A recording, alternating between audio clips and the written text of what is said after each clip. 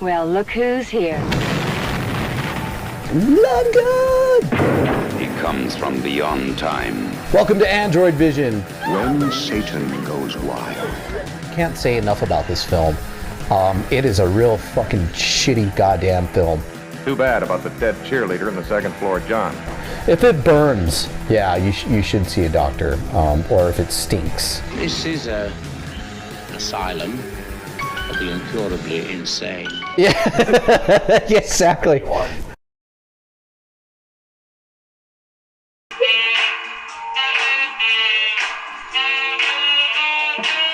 That's a great song. I hope y'all know I don't know how to dance. You don't know how to dance? I don't know how to dance. Why? Dance. Jeez. All right. Hey, welcome to Androidvision. Brought to you by theintestinalfortitude.com.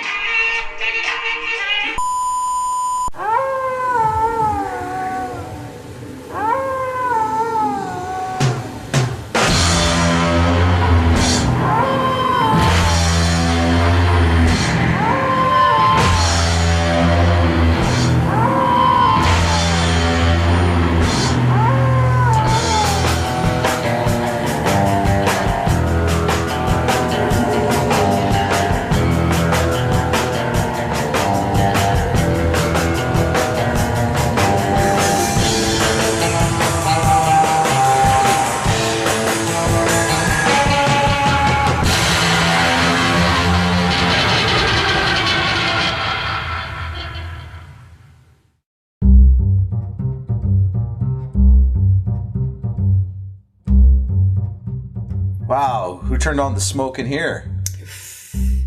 I blame you. It's the weed from the guys outside. I told him to blow it in here to keep the show going. Hot boxer. Hey, what's up, guys? Thank you so much for tuning in to Androidvision February edition. That's right, Mail of the Sam Girl's back. Yep. So we appreciate you coming back. And no, there's nothing under that dress, I found out. I could demonstrate, but I'm not going to. Somebody told me G-rated. nothing is under that dress. I mean, there's something under that dress, but not what I thought the Mail of the Sam Girl would have. So, yeah, there you go. Thank you guys so much for tuning in to us.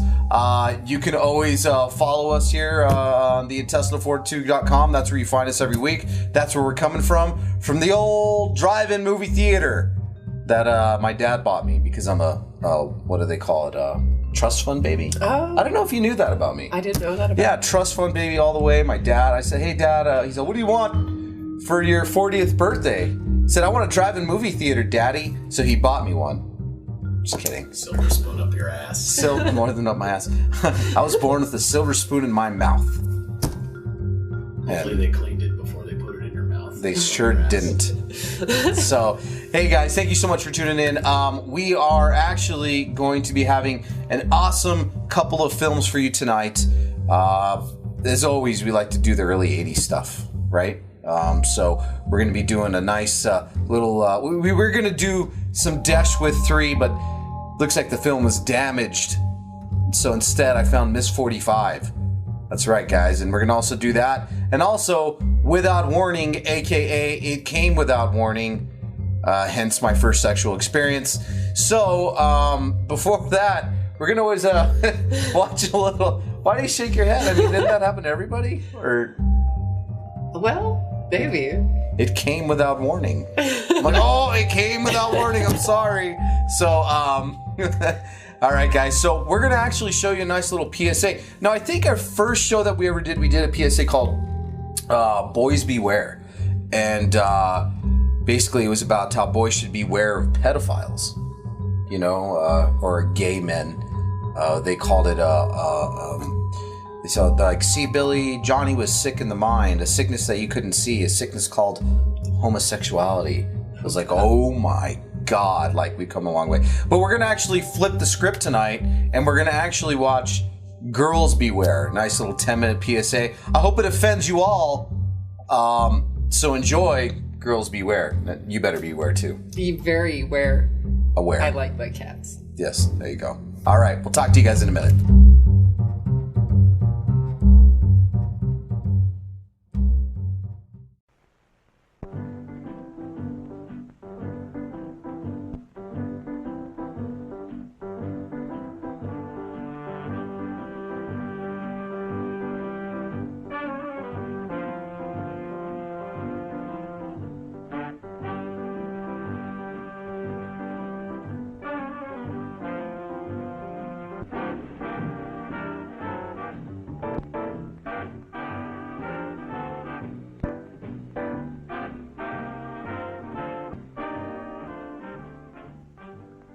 I'm Norma Neufner, policewoman, attached to the juvenile division. I'm on a call from a very worried mother whose daughter is missing. Her daughter's name is Judy Miller.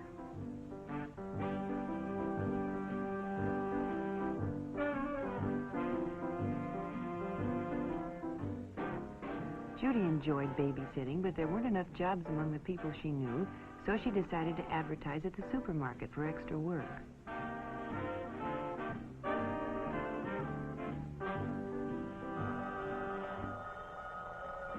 Late the following afternoon, the phone rang, and Judy was offered a job for that evening. The man told her he and his wife were going out to dinner and that their regular could he pick her up in 15 minutes.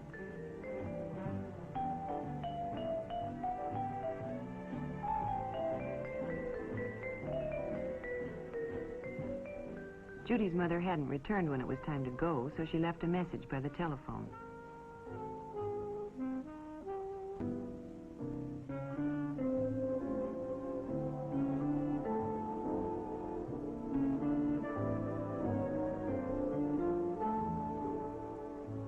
When her mother came home, she found Judy's note and called the number to let Judy know she was home in case she wanted anything.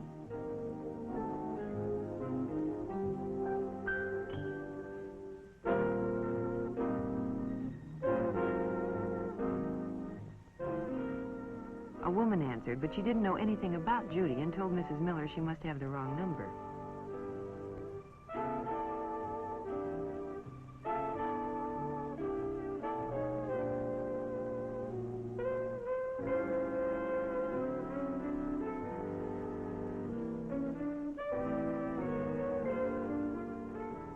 By midnight, Mrs. Miller was really worried. She phoned the police and was transferred to juvenile. I took the necessary information and assured her we'd do everything we could. She'd have to try to be patient and wait. The waiting lasted almost a week. Then the report came in. Judy's body had been found on a lonely desert road. The most difficult part of my job is bringing bad news to parents. You can never find the right words to tell a mother her daughter has been murdered. Judy hadn't done anything wrong, she'd only been careless. Careless about whom she'd trusted. In itself, there'd been nothing wrong about advertising for a job, but it led her to trusting a person she knew nothing about. A mentally sick person who used her innocent ad as an introduction to his act of violence.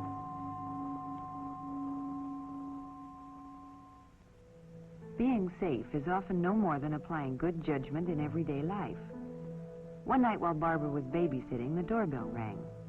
She didn't open the door, but called and asked who it was. A stranger said his car had broken down and could he use the phone. Barbara was very polite, but she told him she was babysitting and expecting a call from her parents. However, she was sure the next-door neighbors were home and perhaps he could use their phone. The stranger thanked her and left. Now, Barbara had been polite and helpful, but she hadn't taken any chances. And when her father called, she was safe.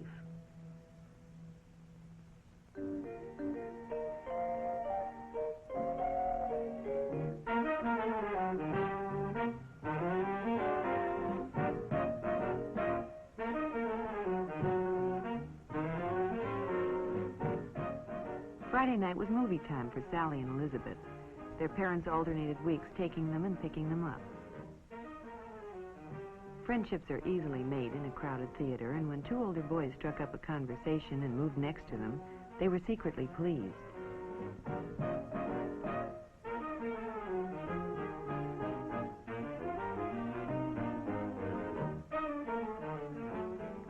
At intermission, Sally found it flattering to have her friends see her in the company of older boys, and when they asked if they could take the girls home, she was all for it.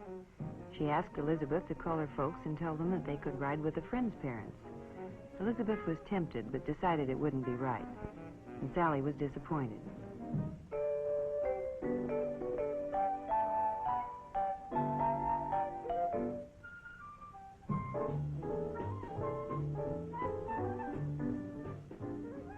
When the show was over and they were leaving, the boys suggested that if Elizabeth couldn't go with them, why didn't Sally come? Sally thought it was a great idea and asked Elizabeth to tell her folks that her parents had picked her up. Elizabeth didn't like the idea, but Sally insisted. So, Elizabeth left alone.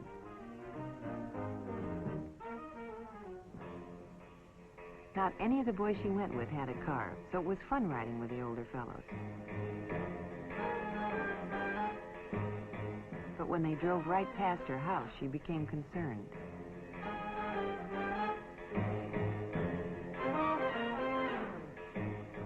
When they arrived at Lookout Peak, she was frightened. She tried to convince herself there was nothing to worry about, but when they parked off the road, she knew she had gotten herself into something she couldn't handle. At midnight, her parents became alarmed and called the Nelsons. Yes, Elizabeth was home. Hadn't they picked up Sally? No, over an hour ago. Well, of course she could talk to Elizabeth. Between guilty tears, Elizabeth told what had happened. Sally had been found, dazedly walking down the road from Lookout Peak. It was a night they'll long remember. In fact, Sally may never be able to forget it. Often seemingly innocent places can turn out to be just where wrong associations are made. Mary met Robert at just such a place. Robert frequented the malt shop in his spare time, which was considerable, as he'd finished high school and didn't work.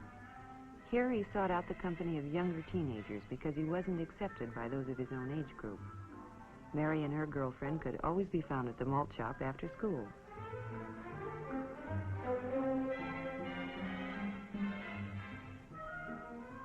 Mary had seen Robert before and thought he was very good looking, so she was naturally flattered when he singled her out and struck up a friendly conversation. He was fun to talk to, and they discussed everything from cars to movie stars. When he offered her a ride home, she was only too happy to accept.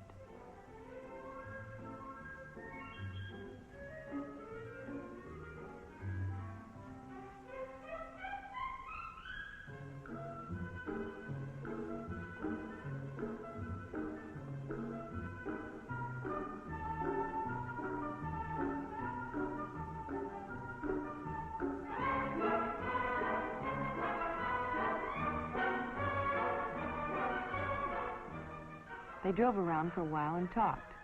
Mary was a good listener, and Bob enjoyed nothing more than talking about himself.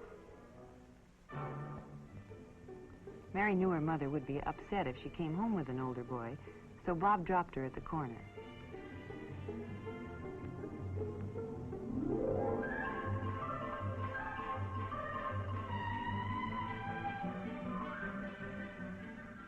After that, they saw a good deal of each other. At first, Bob was willing to see her at the malt shop, but as time went on, he became jealous of her friends and insisted on their spending more time alone.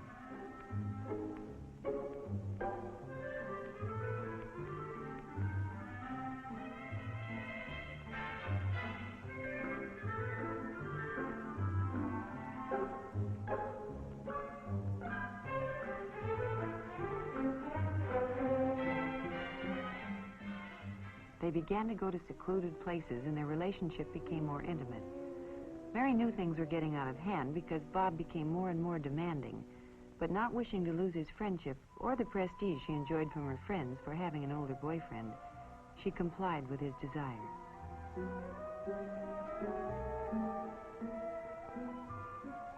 Then Mary found she was in trouble and had to tell her parents. But now it was too late for advice, and Mary had to be taken out of school and placed under the guidance of juvenile authorities. Unfortunately, Mary's story is not an unusual one. Too many young girls are flattered by the attention of older boys and don't realize until too late that these boys, who cannot compete in their own age group, are often not well adjusted and will demand too much in a relationship with a younger girl. You see, it's often the things that are done without thinking that get young people into trouble. Trying to move too quickly into a world of grown-ups with a young person's faith often cause heartache and disaster.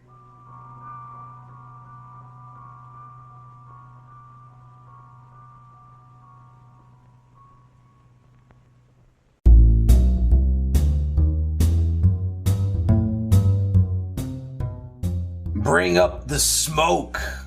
All right, guys, I hope you guys enjoyed that nice little PSA, Girls Beware. When was that from? 1961? Yeah, something like that. Yeah, social guidance educational video.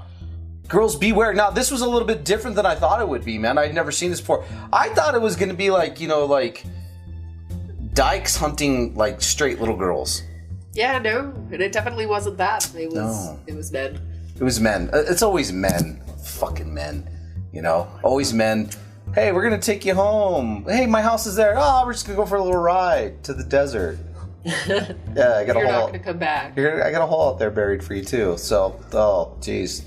But yeah, I hope you enjoyed Girls Beware. Yeah, you gotta beware out there. Speaking of which, on to our next feature film of the evening, Miss 45. So I actually had a special screening for you earlier on this one, didn't I? Yes, you did. Now, yeah, she's seen it, but I hope you guys enjoy it. Yeah, Miss 45, it was released April 24th, 1981. Abel Ferrara directed this film, also known for his awesome film Driller Killer. I don't know if any of you guys have seen Driller Killer. It's a phenomenal film. And he also did The Bad Lieutenant, Harvey Keitel. As a matter of fact, this movie stars Zoe Lund, and nice, beautiful R.I.P. If you could maybe put her picture there or there, or whatever. She's a model, was a model. She died, but yeah, she was also the chick who shot up Harvey Keitel and Bad Lieutenant as well. Great film. You know, again, like I said, we were gonna do Death Wish 3, but you know, this movie actually was inspired by Death Wish. The Death Wish films. It's kind of like a female Death Wish film, wouldn't you say? Yeah. In a weird way. Yeah, it was very good. I enjoyed it. Revenge served cold. Revenge served more than cold. Well, hey, I mean, when you are a deaf mute and you get raped twice in one day, yeah. You know, you probably would throw you for a little bit of a loop. Yeah. What? I mean, what luck? What luck? Well, she was a lucky girl. Yeah, just it kind of brings forth a little bit of the grittiness of the early 80s of New York, you know, club scene, different things like that. So it's really a phenomenal film in its own right. You know, total women power film, you know, It's women also power. Got great fashion. Good fashion, isn't it? Yeah. Yeah, I mean, well, you know, the chick was, there's like models and all kinds of different people in this film. A little background of the film, I know that the director of the film, Abel Ferrara, was kind of like big in the kind of the club party scene in the early 80s. So was Zoe Lund, and you know, so they had some like trippy music in it and fashion and just weird shit, man. It's a very heroine-esque type of film. People with nunchucks. And apparently every man comes from Rapeville or something. Just every man in that movie.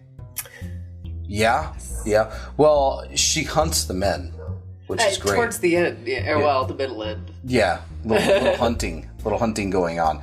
Very creepy scene when she's like kissing the bullets, and you guys will see what I'm talking about. I don't want to give the whole thing away. If you have not seen Miss 45, it's also a throwback to maybe we might show it on this show. I'm like this close to a thriller, A Cruel Picture, which is a Swedish film that is it's a little rough because they actually spliced little porn scenes into it. Oh.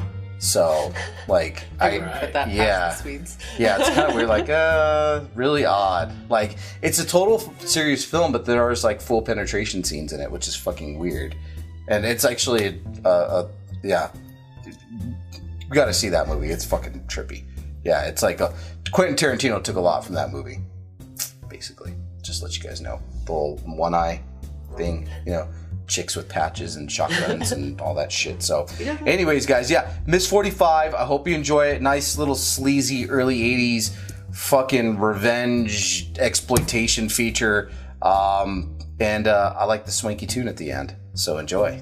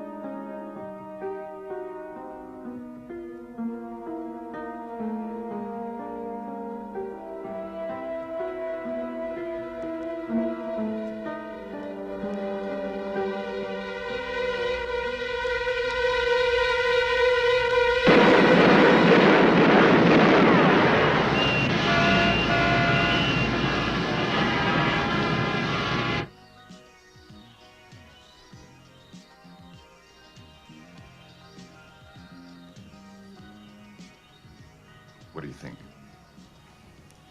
Well, I have one more piece coming up, and it is really gorgeous. But, darling, give this one a chance. Look at it for a few minutes, all right? I'll be right back.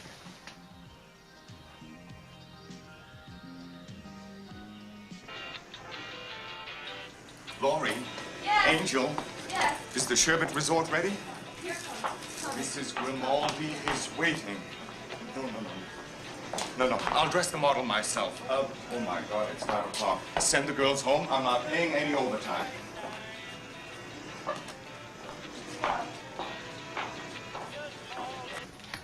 Sorry. Have you reconsidered it? Can I see the other style, please? It's coming right up. Thank you, Eileen. Very pretty. When she moves, the material really seems to flow. It's like quicksilver. Turn around, honey. What do you think? It's nice. Let's do it in 3 colors, 5 sizes. For all the stores. Excellent. Excellent. You have impeccable taste, my dear. Come on, let's get to Molly McGuire's. So it's I hope that Mayor guy's done with you there. Oh, come on, Sarah, let's go. him. I really like him. Okay, bright and early in the morning. Good night, honey. Everything's locked up. And the machines are shut off. The 2 best seamstresses in town. Grimaldi loved it. Stanna. Good night, honey.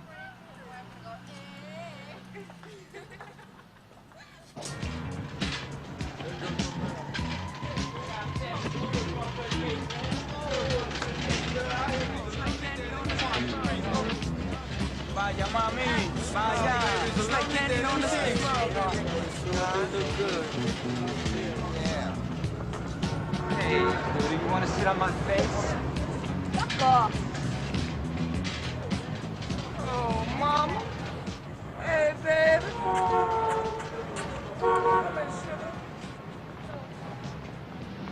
Are you sure you don't want to come with us for a drink? You'll have a good time. All right. We'll see you tomorrow. Bye-bye.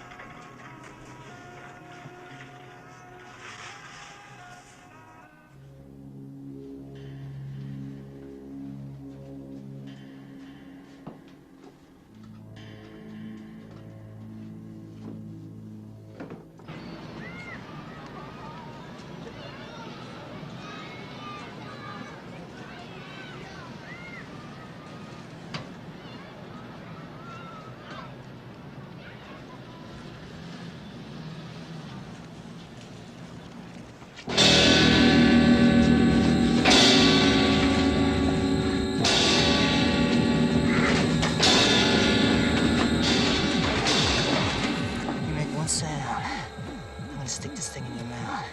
Then I'm gonna shoot it off.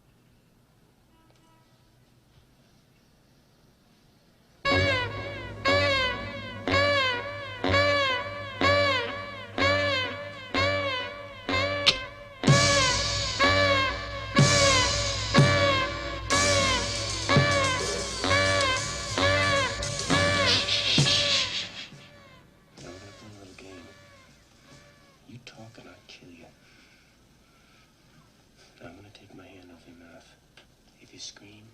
Bam! Now let's try it.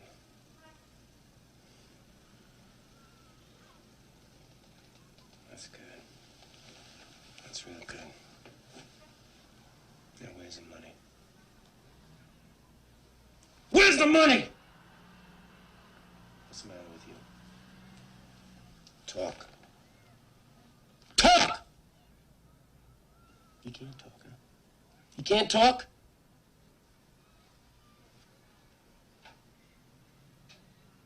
Open the bag. Give me the bag!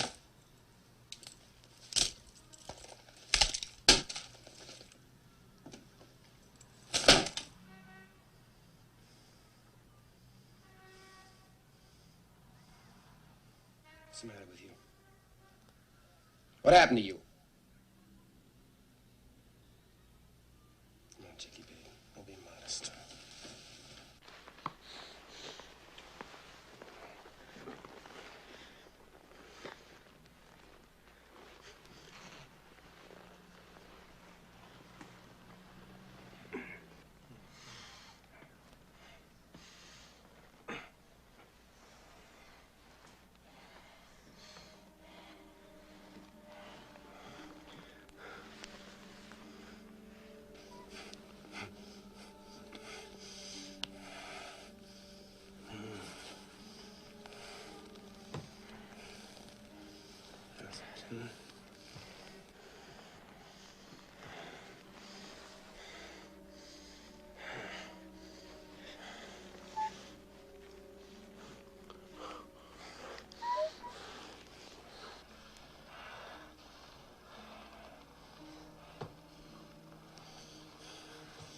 This might make you talk.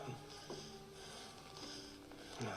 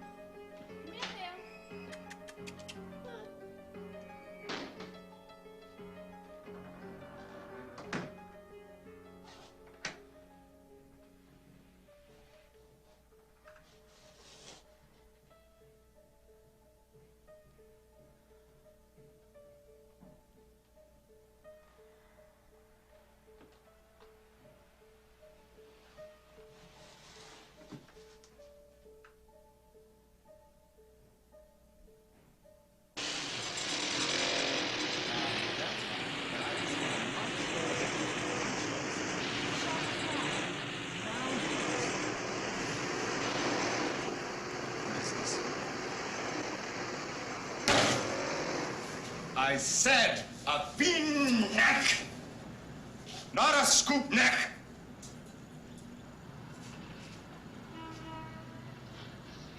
What are you gawking at? All right, girls. Back to the drawing board.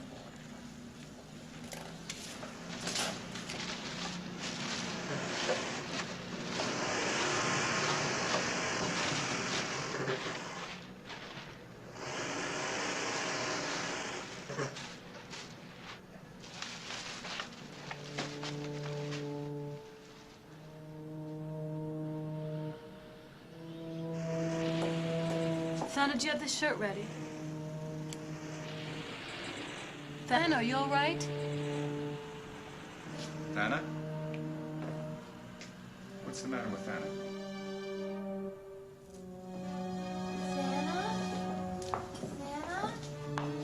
Thana, what's the matter?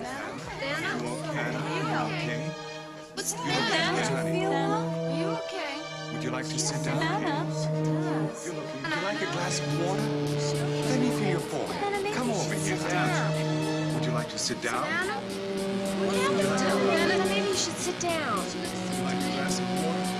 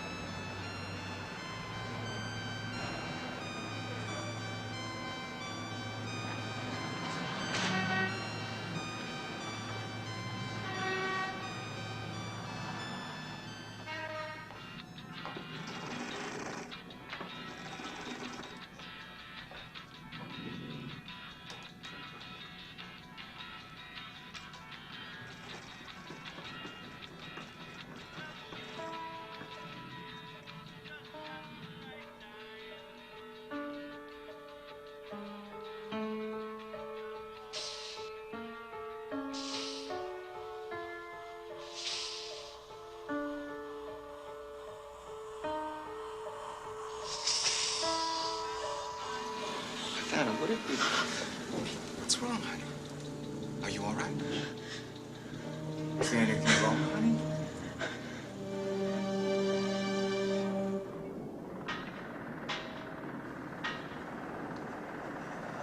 Little girl. Hey, little girl, sweetheart. Where you going? What's the hurry? Jesus Christ almighty, everybody's in a goddamn hurry today, huh? Ben, goddamn chicks are cold as ice, huh? You ain't missing shit. Hey, baby doll, you're pretty good today, huh? Hey, what's the matter? I got bad breath or something? Hey, maybe I ain't good enough for you, huh? Hey, Lassie.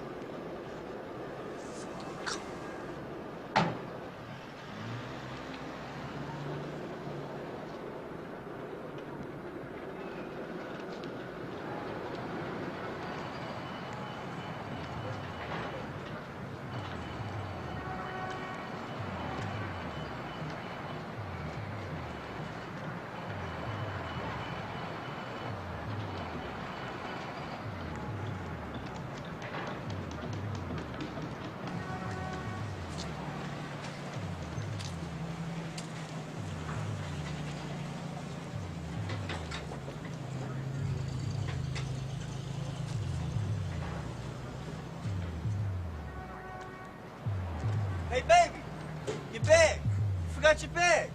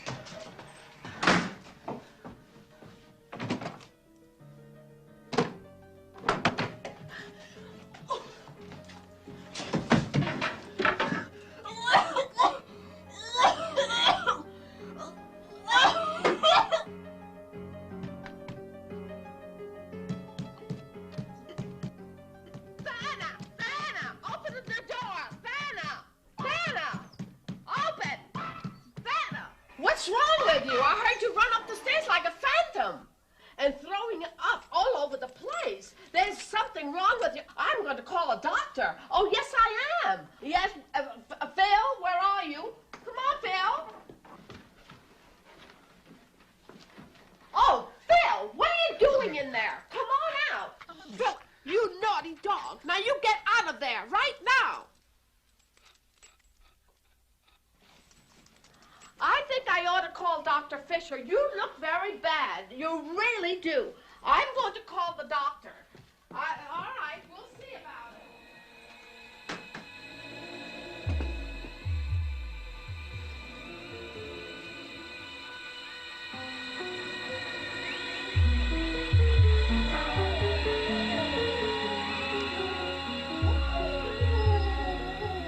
What's the matter with you? What happened to you? Did you mute your dress like that?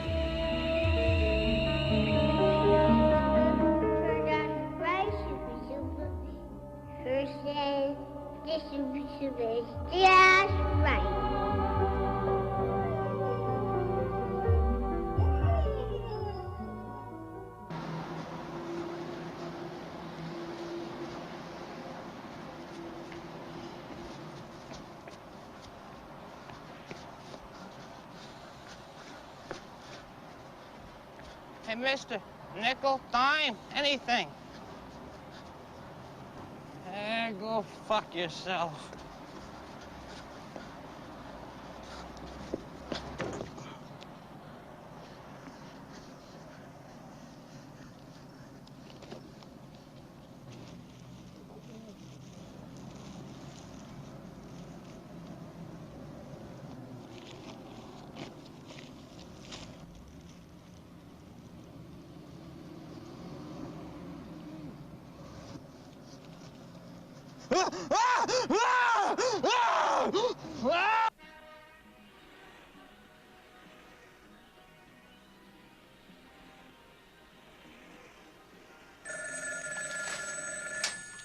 Harold's Incorporated.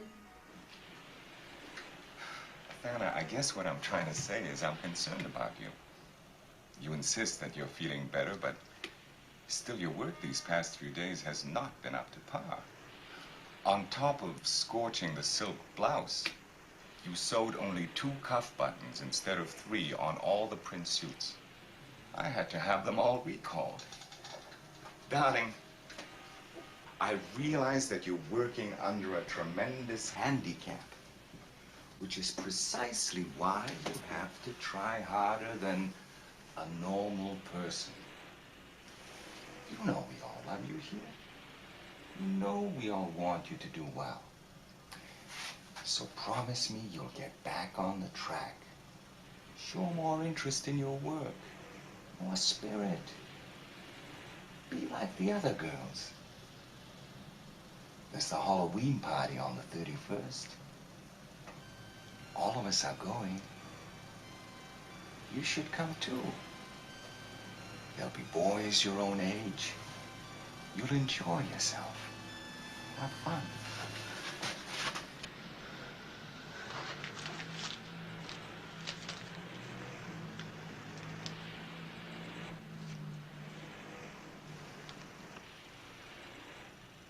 Good. I believe you will. Now tell Ori to come in here for a minute, please. Okay.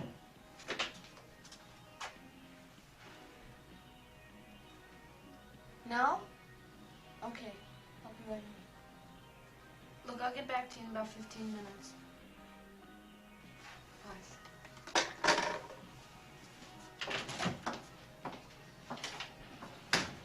Vanna, come here. Why did Albert want to see you in his office? Is he upset?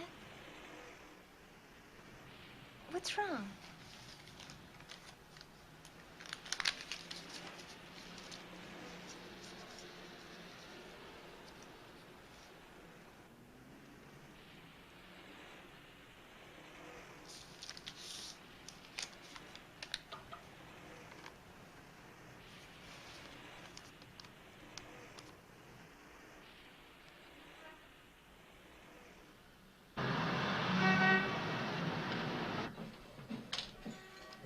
Can I have the ashtray?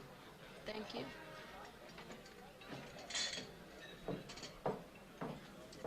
Don't you like your sandwich? It's terrible. You know, I don't know why we keep coming to this place. I don't either. We barely have time for coffee now. Hey, Mrs. Onassis, what about the coffee we I'll ordered? get it for you right now. No, skip the coffee. Just give us the check. We have to get back to work. Okay, you want separate? Just put it on one. What do we look like, strangers over here? Okay,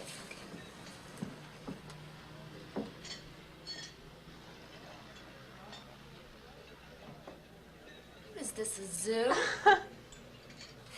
They look like a couple of monkeys going at it. Hey, lady, we're trying to eat over here.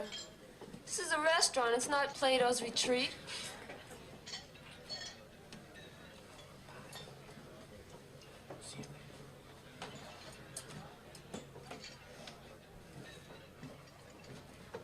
Here, let me make sure Madam Curie didn't make any mistakes over here. Okay, it's $3.50 a piece. It's $4 worth of tip. Everybody put up $4.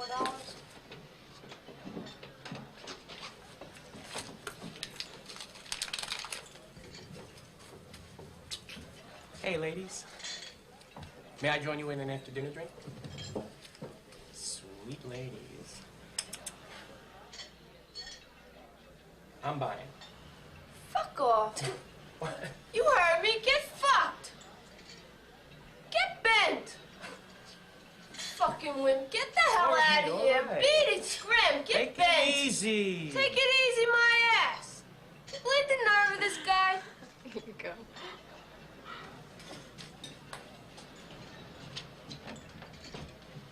I can't believe how much work we've got to get done. Yeah, I know. I have to go to the bank. I hope you're not along. Here, Dana, you pay the bill. I'll make sure you have to pay the bill. I know. I want to cash my check. Hey, listen, Dana, we'll see you later at the office, all right?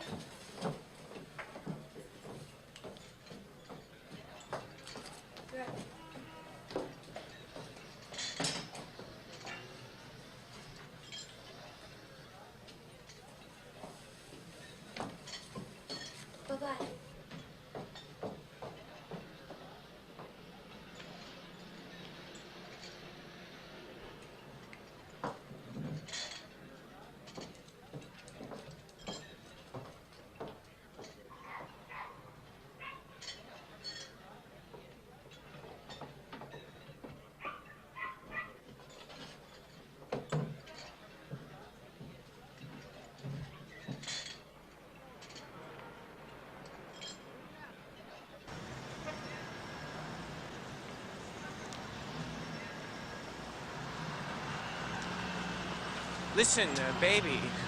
How you doing? Look, I didn't mean to seem forward or out of place in that restaurant or anything. There's no reason for your sister to get carried away like that. I just wanted to say hello, introduce myself.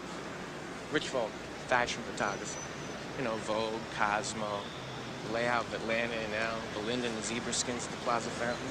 You know my stuff. It's been all over.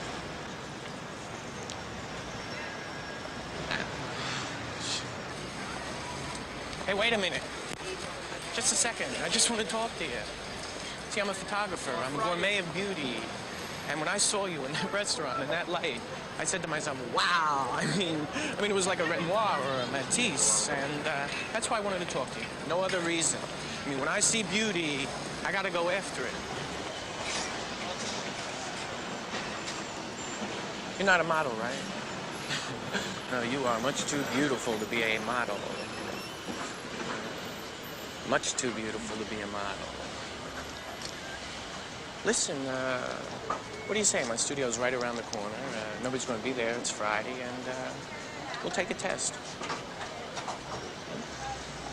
Smoke a little pot. Big pot, huh? Little wine, and we'll crank off a roll of shots. No big deal. They got nothing to lose.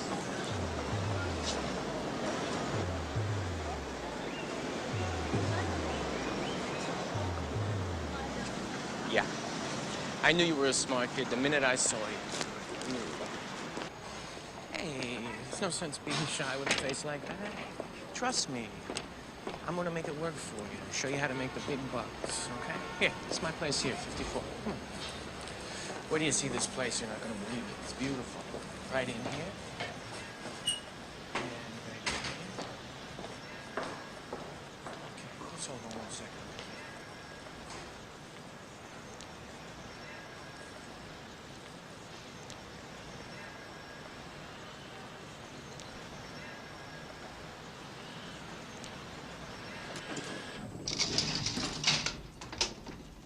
Okay, this is the place. Come on, you're gonna love it. Wait till you see it. Didn't I tell you to trust me? I mean, isn't this a beautiful place?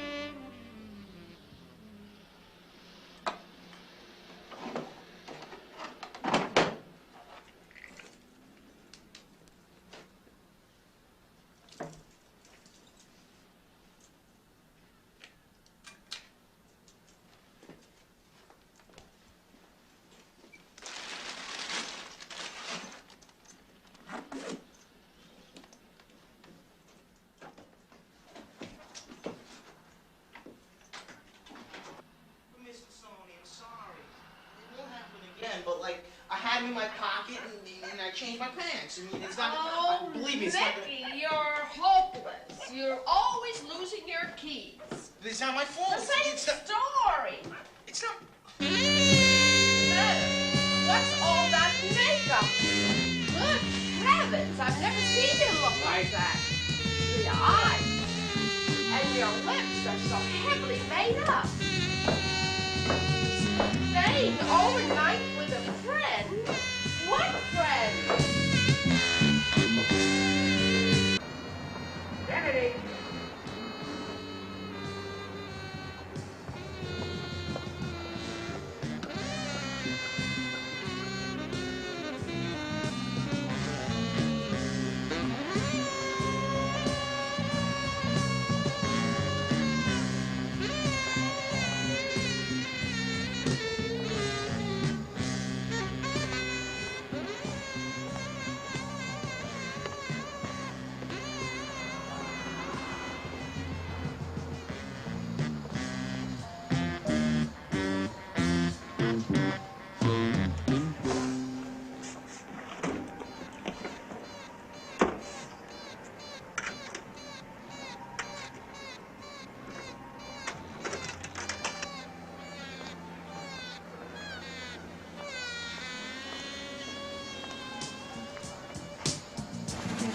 tired of you playing the games, you understand? Now I want the rest of my money. But I don't have any money. I gave you $50, didn't I? Baby, you sure you ain't get 50 more? How much you think it's going to You give me? sure you ain't got 50 more? 5 minutes. 5 minutes to rent and gave you 50. How much you think it's going to give me? And besides, baby, I wouldn't hold out on you. Listen, baby, that last trick you had was a sit-up. Now I gave him $100. You gonna give me Baby, 50? I don't care how much you gave him, but he gave me $50. You calling my friend a liar? Yeah, I said it. Huh? What you calling my friend a liar? He gave me $50. Baby, don't hit me no more. Baby, don't hit me no more. Don't hit me no more. Fucking my money. Baby, don't hit me no more.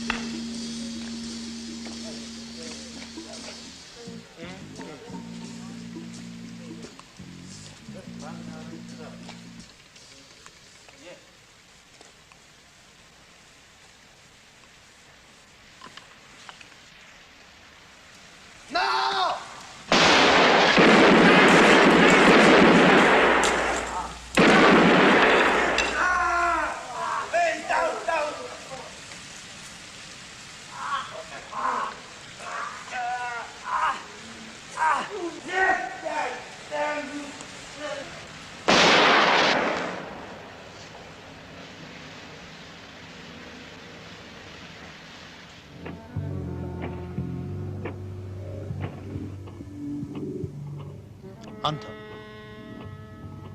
Picker up.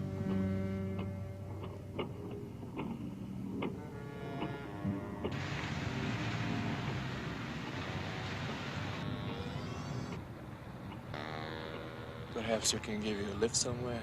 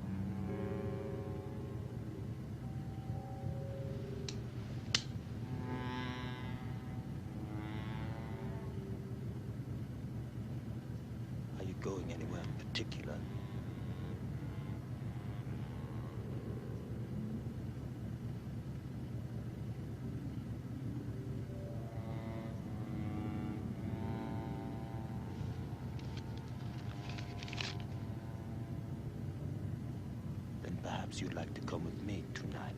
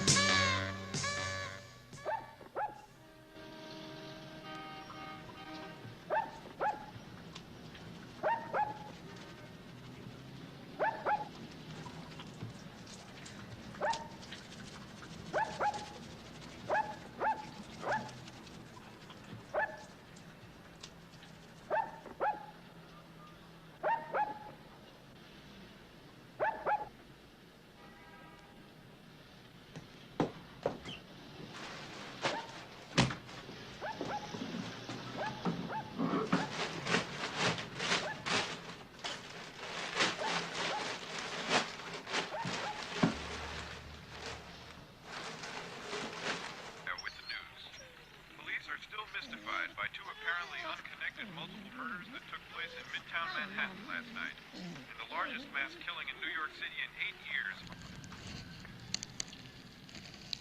At the Bethesda Fountain in Central Park, all the victims had been shot with a .45 caliber pistol. Meanwhile, at 48th Street and Park Avenue, a wealthy Saudi Arabian businessman, Sheikh Mohammed Al Faisal, was shot to death. Oh, it's Lana. Come on in. Oh, you brought something for Phil. At the residence of the Iranian ambassador to Here, Phil. Look what Lana brought you. been a motive in the killing, since the Sheikh was found carrying more than $2,800 in cash. Police are continuing both investigations. Talks will resume this morning between the sanitation workers and the city, hoping to head off a strike now scheduled to begin at 12:01 a.m.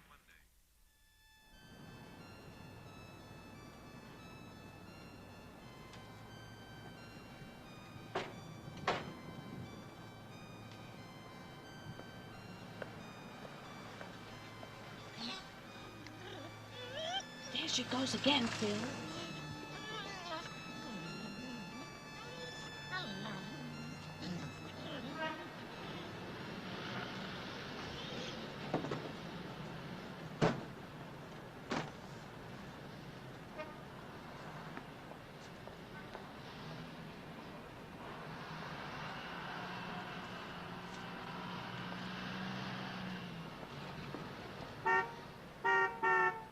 Hey, you going out or what?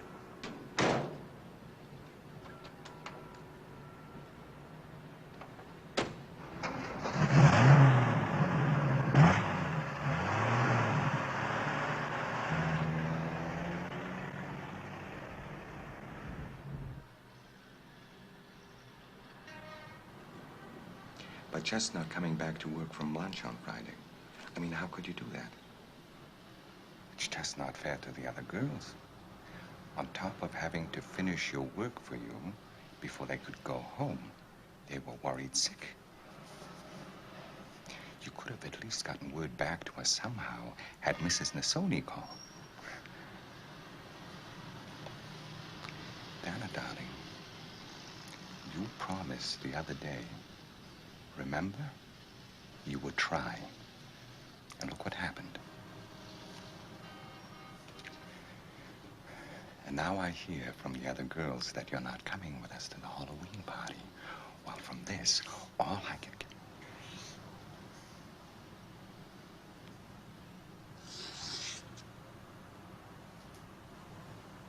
Now, this is good news. Do you know where it is?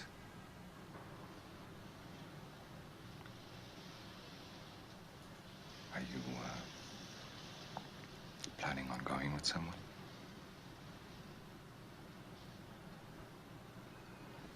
Would you like to go with me?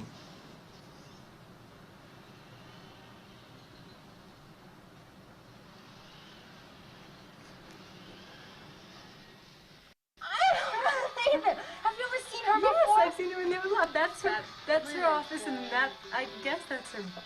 That's her boss? Oh, Yes, God. that's his Please. desk. I don't believe it. If I ever ran into him, I wouldn't know what to say to him. Albert, you gotta come and look at this. I'll make it better to when you're Fantasy, second Albert. window. What? You believe it? Albert, why don't you hire her to answer your phone? You know, I see this guy downstairs a lot. I don't. What are you gonna say to him next time you see him? You can start laughing. Get some curtains. She's riding him like a well over there. I don't believe it. The lamps are shaking. They should get a strobe, an electric strobe, and Don't know why they want to persecute me because I don't talk to women. All women do is laugh and sing and say the word pussy. You ask any doctor and he'll tell you that. I don't know what's wrong with these people. Well, I'll get these things going after a while. I just will. Oh,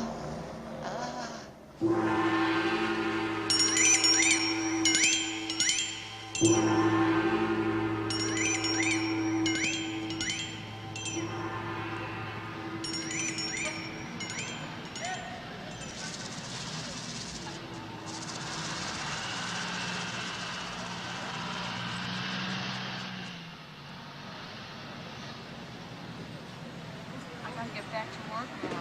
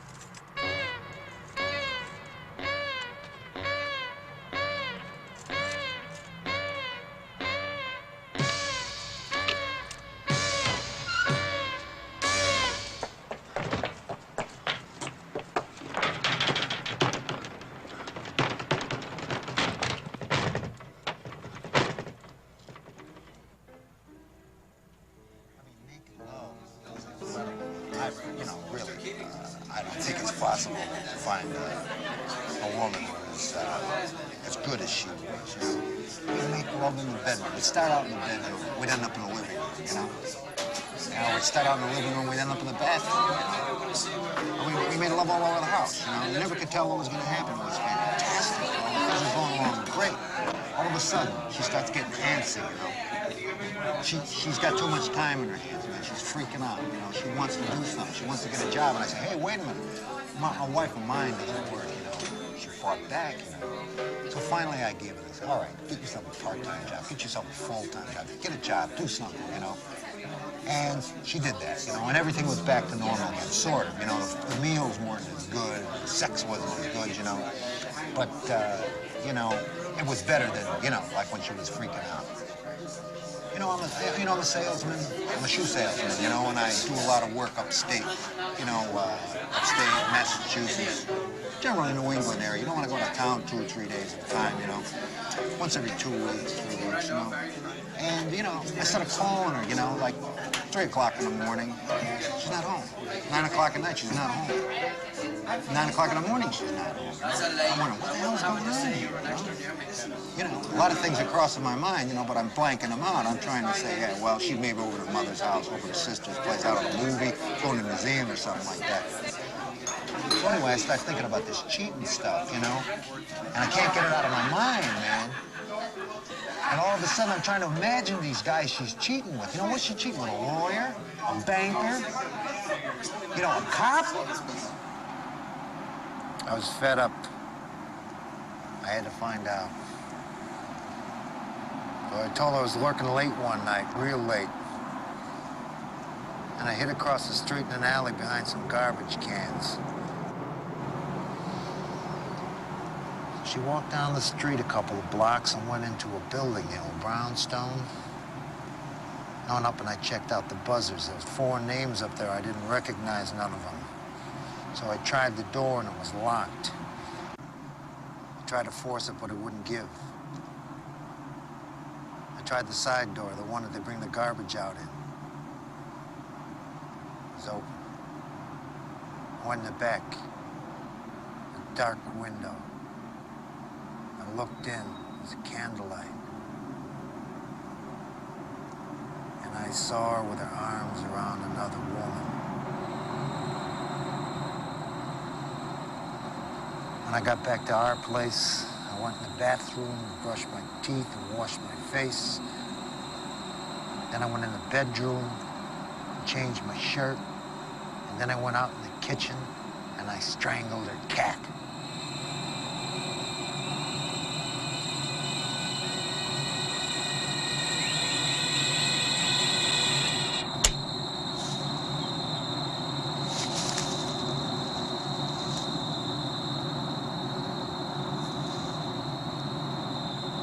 Is this some kind of a joke?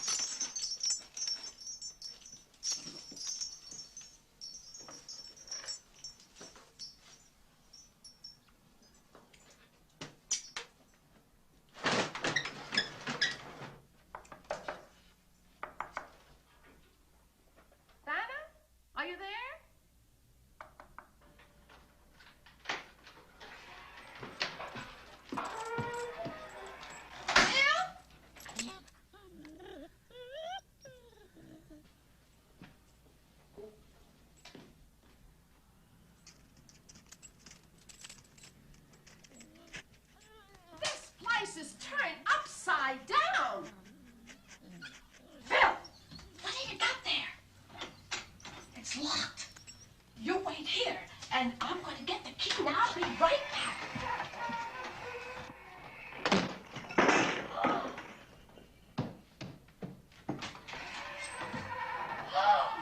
Phil, look what you've done. You naughty dog. Phil, now she'll know that we were here. Okay, ladies, I want to make a little announcement. I know all of us have been working very hard this week. What's so funny about that? And you're looking forward to the party this evening. So, courtesy of Harold's, I'm giving you the afternoon off. It's 2 eggs, and they're boiling in a pot. And one egg says to the other, how do they expect us to get hard in 3 minutes after we just got laid?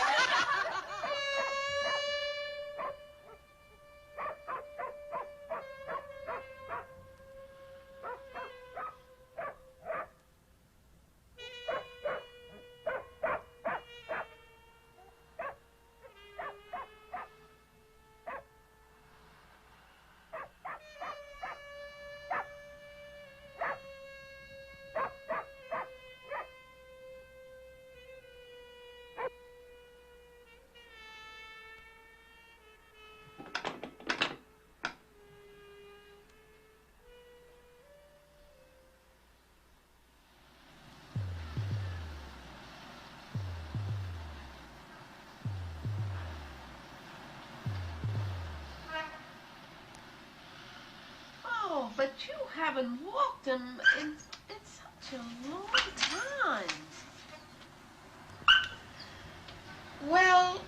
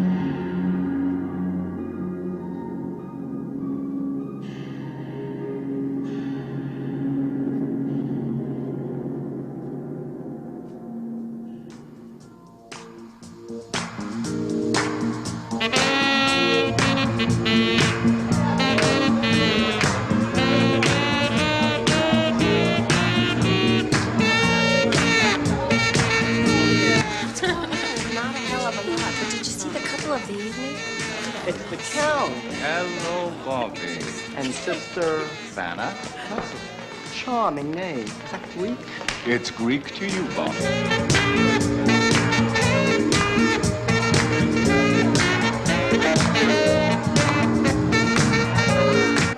Tell me, you gotta go to Puerto Rico. The Spanish girl there. $300 you could get a virgin. They got to ship them in from the other islands. What the hell is $300?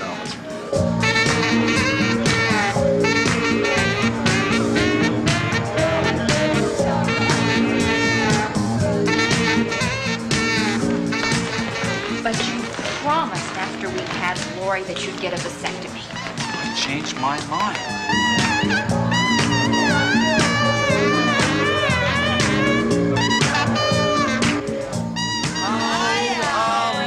Little brownies, my little workers, how are you doing? Drinking. Un poquito, darling, un poquito. Excuse me, your hair will turn to silver. Albert, how are you? You know Miss Benson, don't you? Of course. Sure? Albert, who's that girl you with tonight? Yes.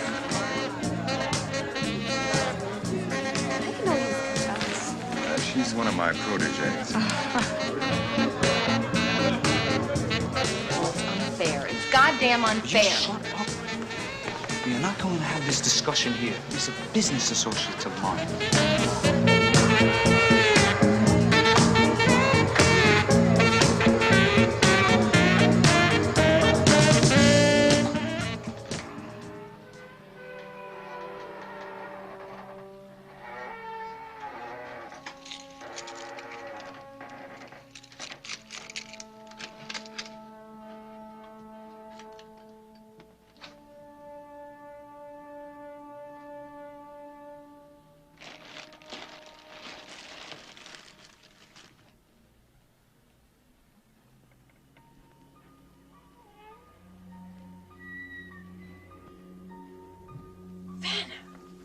Is that you, Vanna?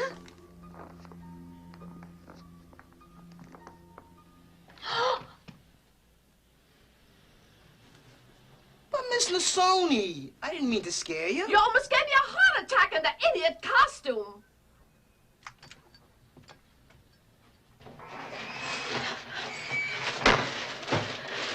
Oh, that girl, that witch.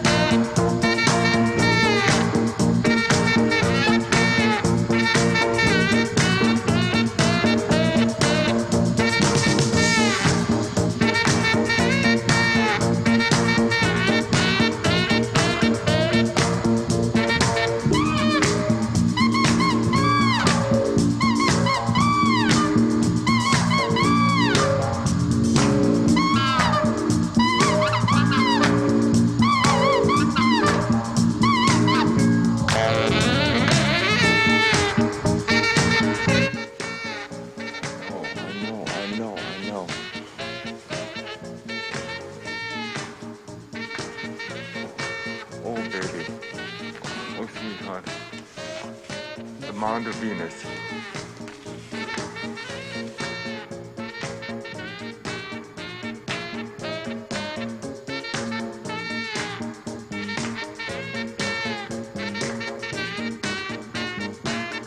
I think she's at a party with friends. She's a witch. I know she killed my Phil. Phil? My Phil, yes, my dog. Check that office for late workers. Somebody must know where they went. Yes, she's a horror. You got to find her. Oh, Mickey. And you better get rid of that head. Find him.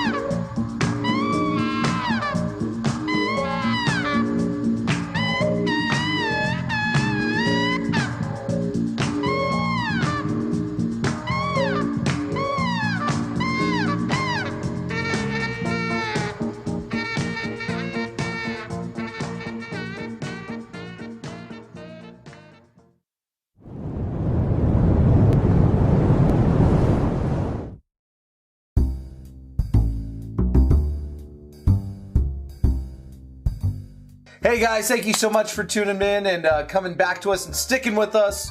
Hope you enjoyed Miss 45. I know you enjoyed it, right? Oh, I loved it. It's Did one you? of my favorites. Yeah. Yeah. It's awesome. Cool. Yeah, well, you know, when you kiss bullets and just shoot fucking people. Men, right? Kiss bullets dressed as a... That's amazing. Kiss men, and then shoot men. Yes. That's it. Yes. Men. And no... Very deserving. That guy who wouldn't have a vasectomy was totally asking for it. It could be worse. You could be collecting like rose hips, little hairs together on that. Hey, you know what? With... Those make itching powder. Yeah, it's that's useful. What I'm saying. No shame. No shame. I have no fucking clue what they're even talking about. Apparently there's some fucking shit going on in my trailer when I'm not here. But that's fine. The squatters can do what they want here as long as they clean the sheets. And I'll have all of you know that I will be running my black light with the lights off around this fucking place. And we're going to see what's really going on around here. A horror show. A horror show. I don't That's right. that. Yeah, I hope. Okay. I hope none. All right, guys, up to our next feature film. A nice little early 80s, again, going back to the early 80s. It's just like the fucking golden time, you know? I mean, the 70s, 80s, different things like that. Without Warning, a.k.a. It Came Without Warning. It's a nice horror science fiction film. Another perfect movie. It would have been perfect to match up with The Being, but I like to break it up, you know? We like to do like a horror, revenge, but this is like a sci-fi horror film. Without Warning, a.k.a. It Came Without Warning, which stars Jack Palance. I wouldn't say a young Jack Palance, because Jack Palance doesn't look young in any film. Even when he played like an Indian in the 1940s, 50s cowboy and Indian movies, he still looked old. So Jack Palance, Martin Landau, who was also in last month's The Being, and Kevin Peter Hall, who's the alien, and David Caruso. Do you know who David Caruso is? It sounds familiar. He was like in little CSI. CSI guy. He was the CSI guy, you know, the redhead guy. Kevin Peter Hall, if any of you don't know, who actually passed away. God, fuck, we always showing movies with people who are dead in them. Well, you know the 80s they do age. They They do probably age. did a lot of drugs. Well, Kevin Peter Hall actually died of HIV, which is kind of weird, AIDS. But Kevin Peter Hall actually played Harry from Harry and the Hendersons. I don't know if you know that. Oh, I did not know that. In addition to that, he played Predator from Arnold Schwarzenegger's Predator. And he played Predator 2. But he did die of AIDS, unfortunately. But he also plays our creature in this film, which is an alien. Now, here's where I'm going to go out on a limb, and I may piss a lot of people off. Without Warning stars and is about an alien who is on a hunting spree in the mountains and throws these alien-like discs that stick on people and kind of suck the life out of them and paralyze them. Now, Going a little Stargate lens like, there. we should get like a little, maybe if we can get one here, man, you'll see the little sucky alien from the movie. Anyways, I guess I could say that The Predator would not exist without this film. I will say that. And I may be speaking sacrilege, because everybody loves the fucking Predator, right? Everybody loves that movie with Schwarzenegger. It's a great film. I love it. Do you like it? Yeah. You've seen it? I think so. You think you've seen The Predator? She just hasn't seen The Predator. She hasn't This seen isn't it. like Alien versus Predator, is it? No, it's the Predator. the original Predator film. With Arnold. The original Predator. I guess I'm gonna have to watch it at some point. Former governor of California, Arnold Hey, Schwarzenegger. I lived in California when he was governor there. It wasn't too shabby. Well, anyways, we got Without Warning. You kind of have the whole, kids in a van and blah, blah, blah, blah, blah, driving to the mountains. Then you got the guy, don't go to that lake. It's cursed, and different things like that. Of course, when somebody tells you that, you just have to go. And it happens. There's enough going on in this film to keep you interested. You know what I mean? Some films, sci-fi horror films, can be a little... it can be kind of a boring road sometimes. But this one keeps you interested. Really awesome ending. Jack Palance is great. The alien, might I say, he looks like an alien that would anal probe you. Oh. Oh, that's lovely. Yeah, you know. Right, my type of alien. Yeah, you know, like the Greys, the traditional Greys with the big head, the little mouth, and, you know, the big eyes. Yeah, so... Dark Hours Greys? Who? Gray the Dark Hours? Gray the Dark Hours loves anal probing, by the way, himself. He told me. I have a nude picture of him, by the way. I know, I've seen it. I know, it's ridiculous. The secrets they keep from me. What are you doing? I know nothing. Yeah, I knew nothing. But anyways, yeah, Gray the Dark Hours. Come on, buddy. But, yeah, anal probing, not in this film. But there's alien sucking going on in this film. But not alien sucking as you guys are thinking of alien sucking. There's he has these little disc suckers he throws, which is really cool. It's like sap the life out of you. Yeah, like portable like the vaginas. Wraith in wait, what?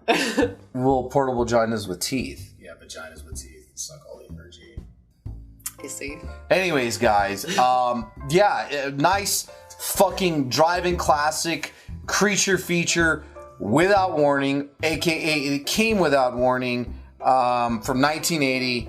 I hope you enjoy it. We will see you after this sucking film, alien sucking film.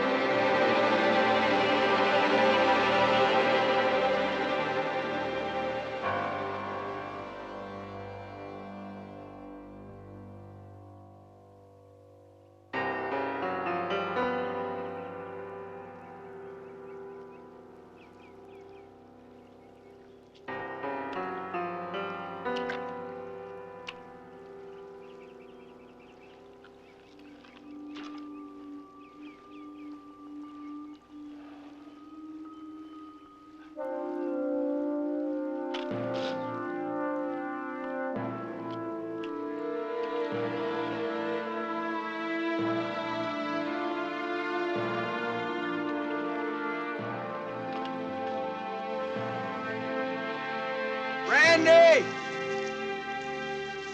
Oh, boy! Randy! Come on, damn it! Who? Hey, you're missing one of God's great creations. The sun's just beginning to peak. Hubba, hubba, boy, let's get with it! I ain't gonna tell you again now. Get out here. Look, Dad. You go out. Go on without me, huh? I'm gonna sleep a while longer. I want you to get dressed and get out here on the double. Hubba, hubba. We got a full day ahead of us. I've been up for an hour already. So you've been up for an hour already. Hubba, hubba. Hey, This water smells funny. Tastes funny, too. It's probably bad water. The water's good. There's something wrong with you. It's just fresh. No chemicals. Now, will you get the lead out? Well, you never know. I mean, the way industrial waste gets thrown around these days, there's probably some big industry up there that's just dumping in this river and polluting the hell out of it. You looking for something? Garbage. Trash. Dad, why does it always have to be like this? Like what, son? You and me. I mean, we can never agree on anything. We can never be on the same side. Load it. Oh, boy. There's not a feeling to beat this in the whole world. Nothing in the whole bloody world. Look, sun's almost up all the way now. Don't you think we've missed all the animals? I swear you got that pessimism from your mother. You didn't get it from me. If you'd lived with me all those years, you'd be a man now instead of a sissy. Being a man doesn't mean I have to come out here with a big gun and shoot little animals that aren't even a threat to me. Don't miss this son of a... What's the matter, son? Scare you? Now, what was it you were saying to me about being a man? Forget it. Probably wouldn't understand. Well, there's good hunting left. I'm gonna get me some game today. One way or the other, I'm gonna shoot something.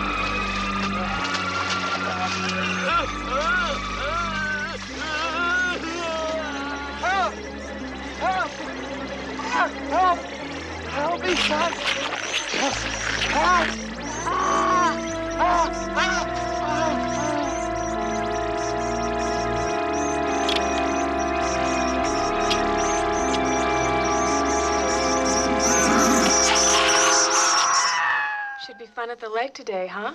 Yeah, and you'll like Greg. Well, what do you know about him? He's a friend of Tom's, that's all. Look, Tom would not set you up with a geek, you know? This is money in the bank. I'm serious. You I'm think not so, kidding. huh? You'll see. That's cool, Beth. Take your time. That's good. That's cool.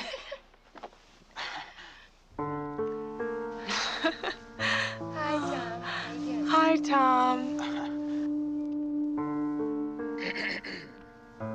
Would you say hello to her, please? Hello. Hello. Look, you'll be safe with Greg. I personally guarantee it, okay? Let's go.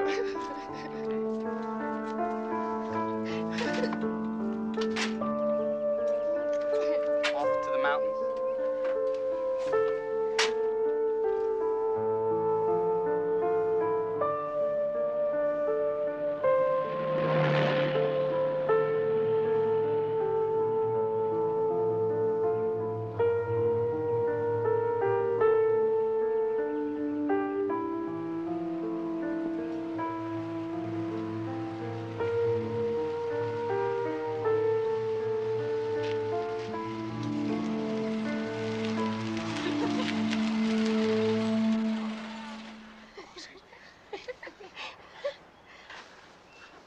it looks like it's closed. Do you believe this? It's typical. I gotta go to the ladies' room. I'll go with you. Yeah, all right. Go ahead. I'll get the gas. What is that? Somebody shot a bobcat. Gosh, that's horrible. It's all right. It's dead now. Go ahead.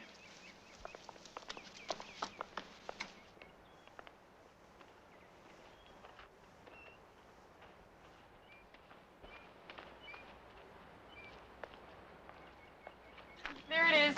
Great. Terrific, it's locked. Why don't you try the men's room? Great. The story of my life, you know? Sandy, don't start laughing, because if you start laughing, then I'm in trouble. I'm not laughing. Sandy!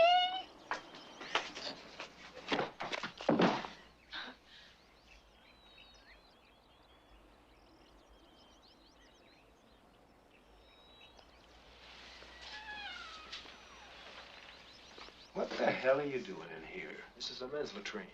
Oh, my girlfriend, she needed it. And the women's room was... What's that mean? Huh?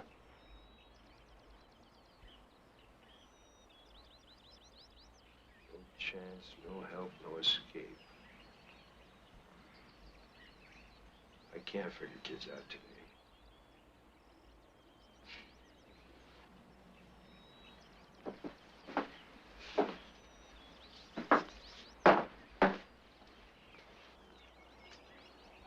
Where the hell is everyone?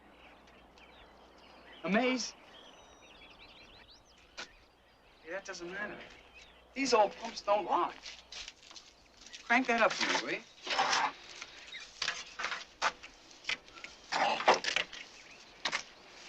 So, what do you think of Sandy? Seems like a very nice girl.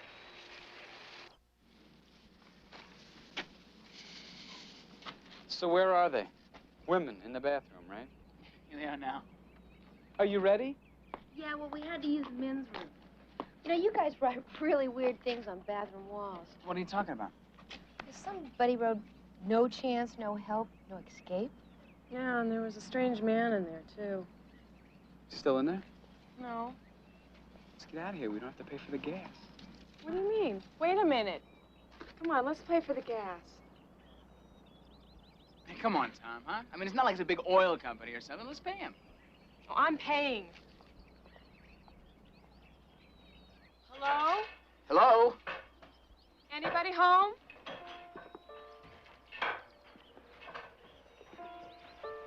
Yeah, what is this? Let's get out of here, you guys. This place really gives me the creeps. Hey, wait a second. Baby rats. Sandy, look at, oh, God, isn't it cute? I think we better get out of here.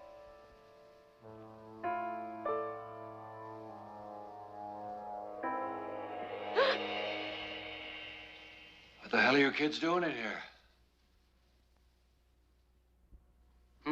We were looking for you. We were gonna pay for the gas we took outside. We took $10. Here's 20.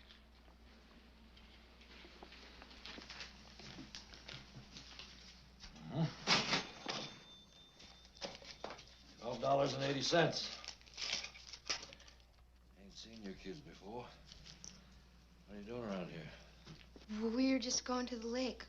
Oh, I'd stay away from there if I was you. How come? Well, it's hunting season. Yeah, there's been more than one accident with strangers in these parts. I guess we might get mistaken for some deers. Look, I'm telling you, don't go down to the lake.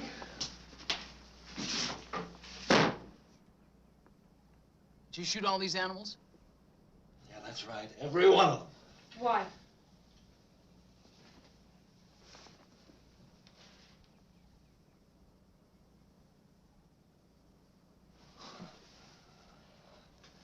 You've never been hunting, have you? No. I don't plan to either. It's a good sport. As long as you follow the rules. Yeah, well, I don't see it as a sport. I don't think I could ever kill an animal. It depends on the animal and who's doing the hunting. Besides, I never kill for the sport. I eat what I kill. And the sport is in the tracking and the hunting, not in the kill. Yeah, well, that's wonderful, but I think we should really be going. Yeah, let's go. Because, Come on, come on. Let's go. Yeah.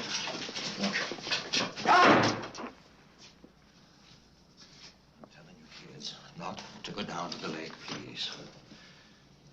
It's full of hunters this time of year now. I'm warning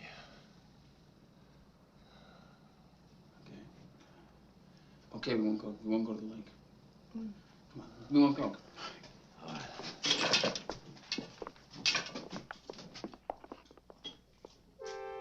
This guy has a real cheerful outlook, doesn't he? I don't know about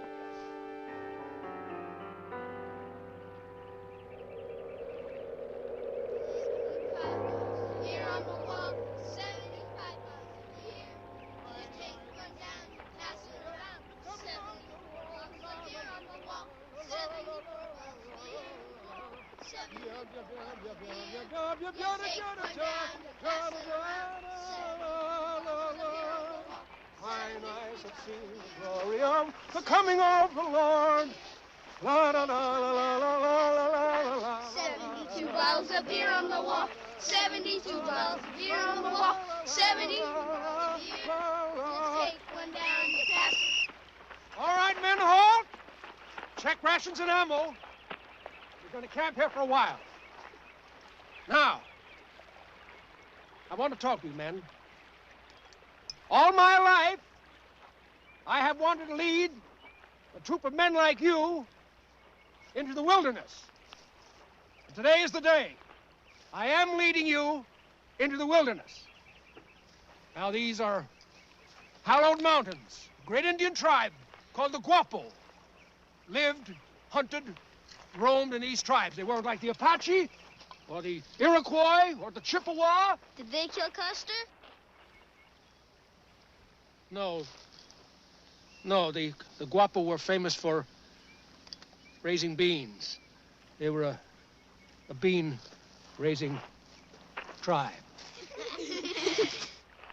But being a scout, one is never lost because we have our compass, and you can see by the. Now this stream, this goes downstream, and all streams empty into a lake, and the lake empties into the ocean, doesn't it? Of course it does. Now, boys, men, without leaving this trail, I want you to pick up a rock or a branch and bring it home to Mom and Dad as a memento of our trip. No rattlesnakes, though, because rattlesnakes carry germs. All right, men, dismissed.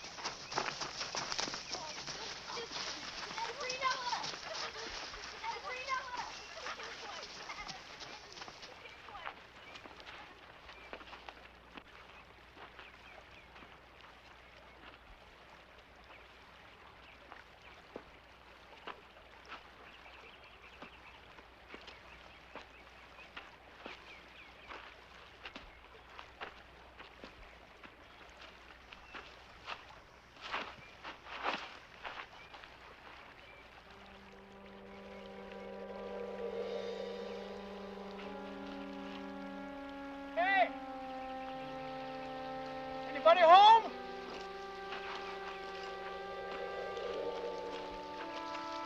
Anybody home?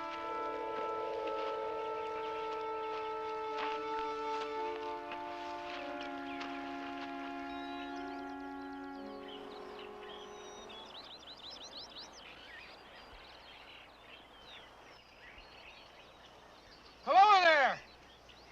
Anybody home? I could use some help. Anybody in there? I've got some Cub Scouts down the way, and my blisters are killing me. Hello?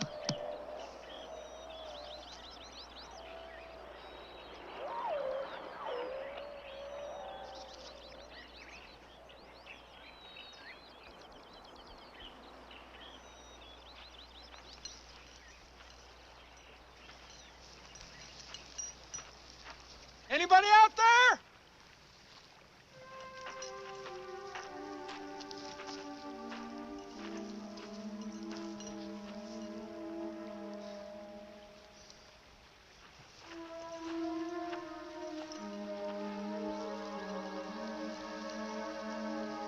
Anybody there?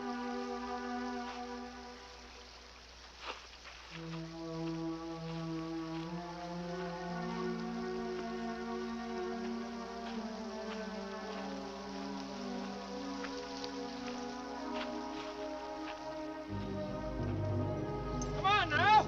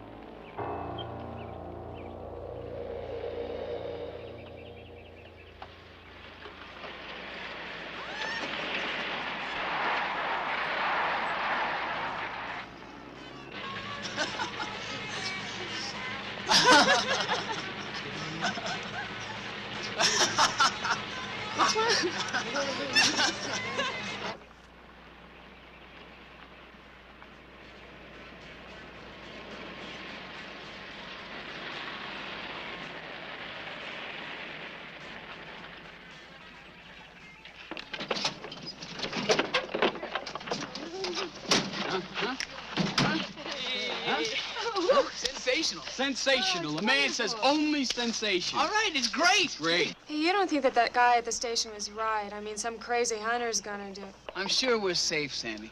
We're just gonna have some fun. It'll be all right. Last one in gets stuffed and mounted. Well, ready?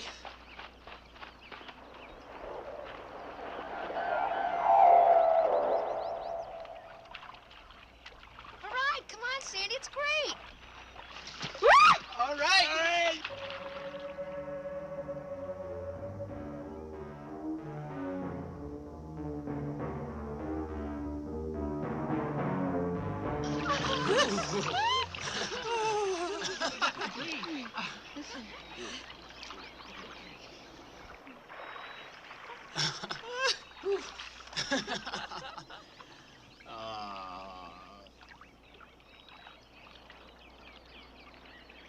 Want to go for a walk?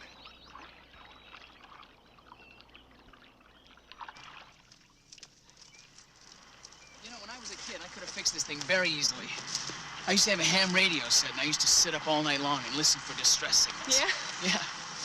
Well, did you ever hear any? Yeah. One time, I even sent an ambulance to an accident. Got my picture in the paper? Yeah?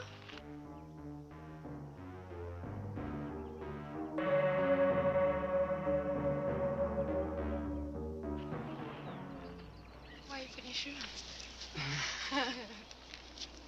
You want me to take it off? Come in.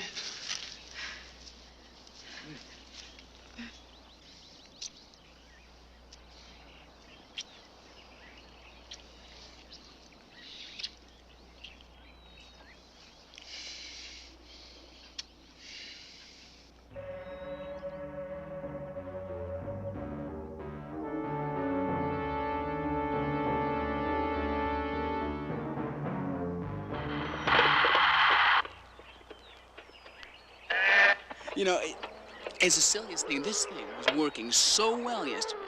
I don't like that sound. It makes me feel lost and far away from home. I must be coming from a long ways away, huh? Yeah. Well, think they're through at the lake? Yeah. Shall we get back? Yeah. Okay.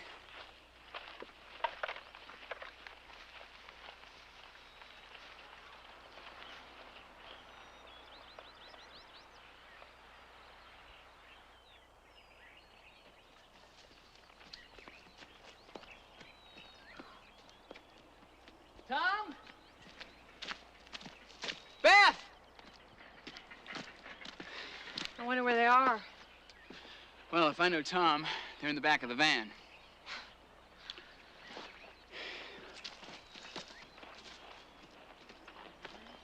Tom, hello. We're back. Dad?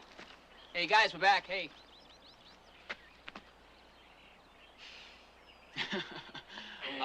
We're back. Hello? You're not there. Maybe they went for a walk. I'm getting kind of cold. How about you? Yeah, I'm hungry. Well, there's food in the van. All right, let's get some.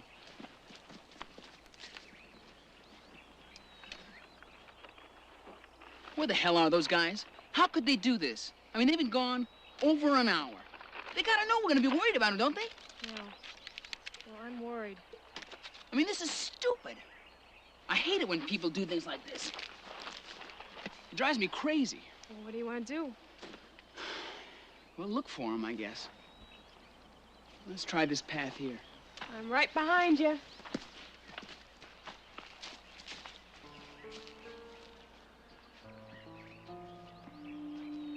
Goes through here. Hey. Watch your step here.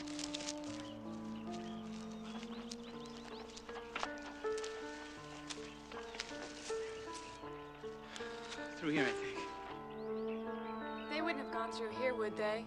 Yeah, they did. Look, you can see it. Now, come on.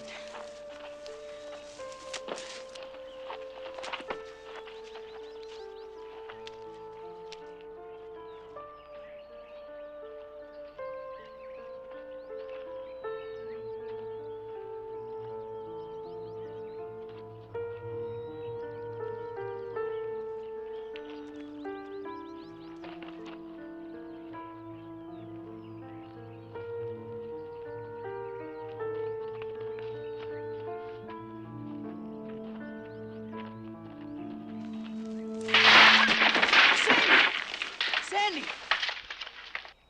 Are you all right? Yeah, I'm okay.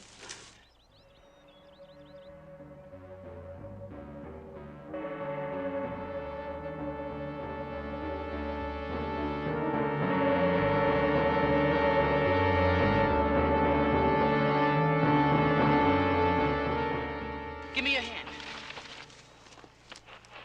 Nice and easy. Okay. You all right? Huh? Yeah, I'm okay. Look, we gotta get out of here. Tom and Beth could be in one of these now. Okay? Come on. Oh, wait, what's that?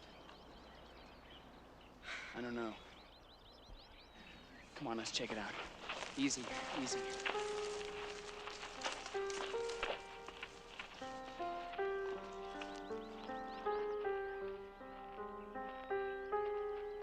think?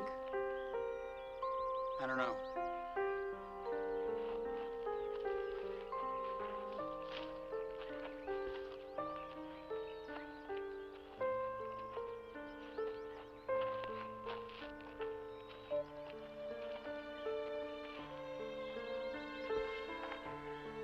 Water department.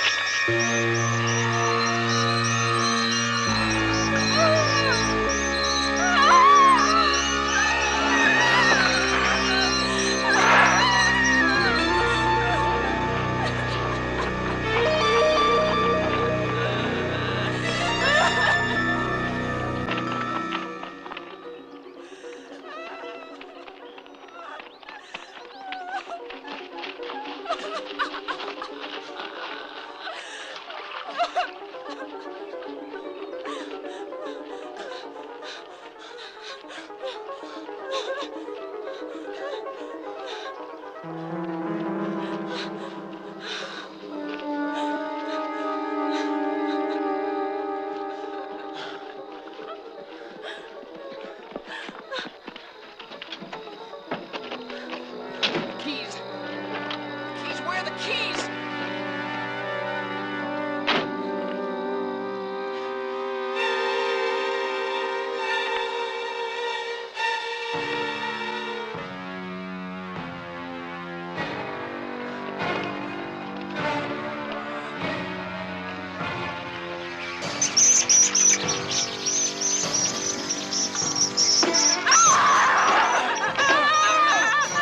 My God, it's eating through the windshield.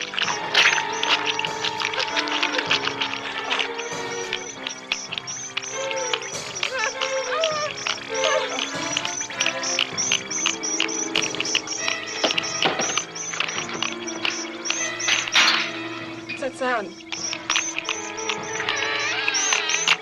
Somebody's trying to get in through the side door.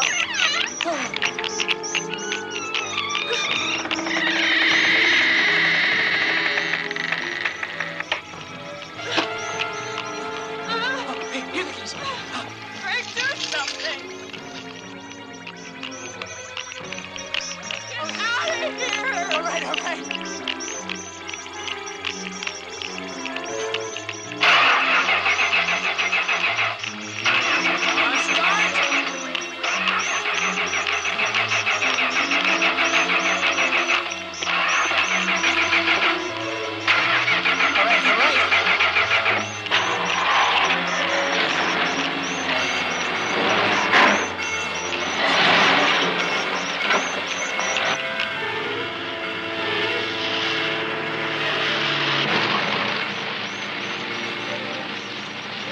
What is that? I don't know, I don't know.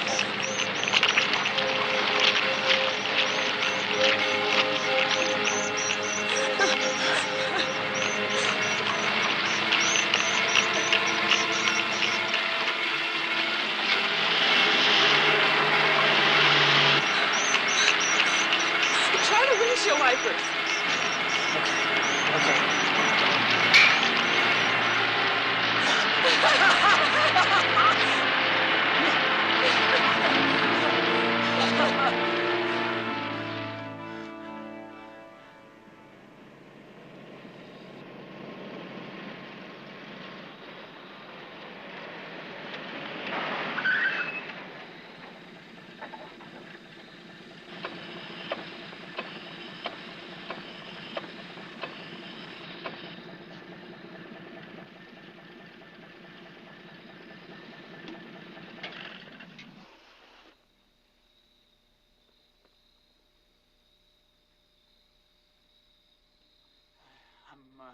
I'm gonna find some help.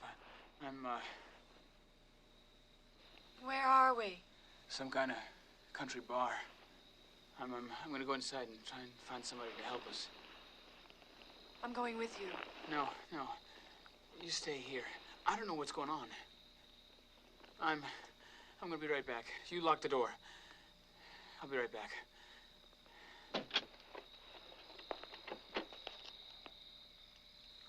You'll be safe.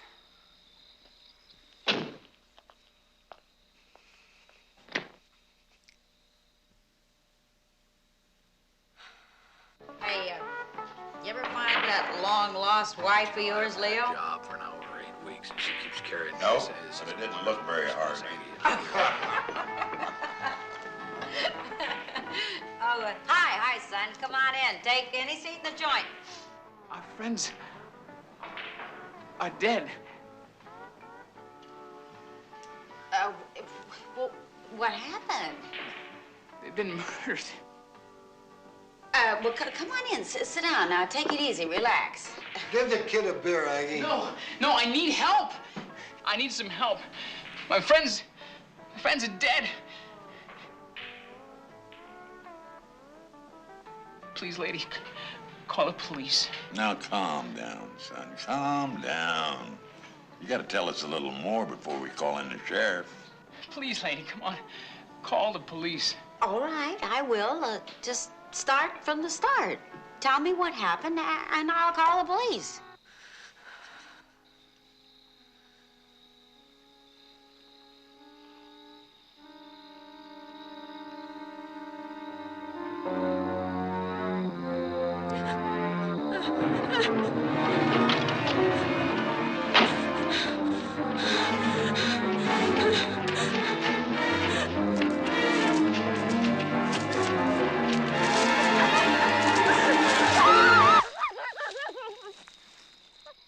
There was some kind of flying creature. They hit our van. They were like... Hey, Sarge! Come here. Just a second, fellas.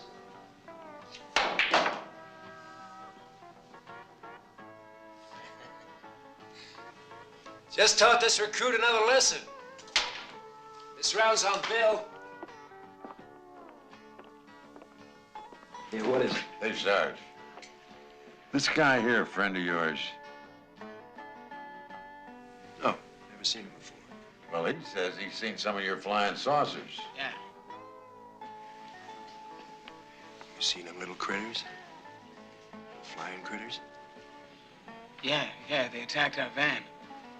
Feisty little things, ain't they? Are you two guys in cahoots here, Sarge? Did you pay this guy to come in here and spread your crazy story? Look, I'm warning you. When they start eating on you, don't come to me for help. Because you ain't getting any. Come on, Sarge. Lighten up. I told you they were gonna attack. I said so. It's happening, Aggie. I knew it was gonna happen. I told you. We gotta prepare for invasion. Lady, please. I'm telling you the truth. If you don't believe me, ask my girl in the van. What? There's a girl outside who's seen those critters? Yeah. Let's bring her in here. We're gonna go out and get her. Then you'll believe me. Come on. Sandy, I've got help. Sandy. Sandy? She in there, boy? Sandy! Where is she? I don't know. Sandy! They must have captured her. No, soldier. Not at night. They got the edge in the dark. They'll stalk you out and you won't see them till they bury themselves in your guts. Look, I'm Don't just... give me any of your lip. I'm in command here. You do as you're told. Your job is to take orders. Leave him alone. Sarge, you are not in the army no more.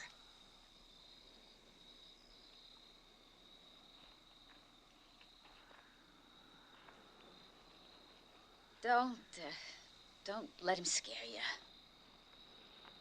He's never hurt nobody before. See, he's suffered a lot, and he gets carried away, forgets where he is. I'll I'll call the police for you. Why don't you come on inside? I mean, you can't look for your girlfriend out here in the dark by yourself anyway. So, come on. No chance. No help. No escape.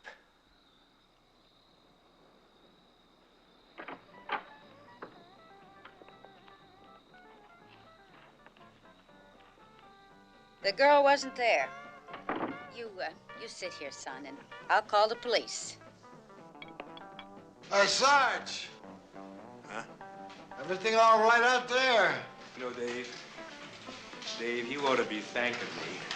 But you're like every other damn fool in this country, always ready to retreat. That's why we haven't won a war in over 35 years. I mean, you wouldn't see a warning if it was staring you right in the face. Makes perfect sense to me. They start out here in the country.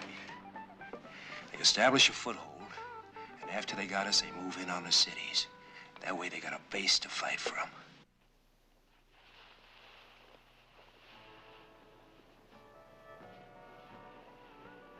Be damned if they get me without a fight.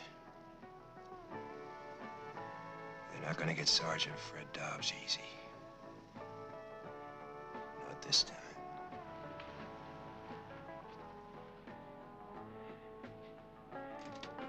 The sheriff will be here in a little while. He's catching a pack of lost Cub Scouts from the city. Aggie, give me another beer, would you? Sure, Leo. Why don't you have another one and another one? That way you can get good and drunk. You won't feel anything when they start eating you alive. You know, Sarge, if I didn't know any better, I'd say you got out of the service on a Section 8. I got an honorable discharge. Oh, sure, I had a little trouble with the yellow-bellied chicken brass, but I got out on an honorable discharge after 26 years of service.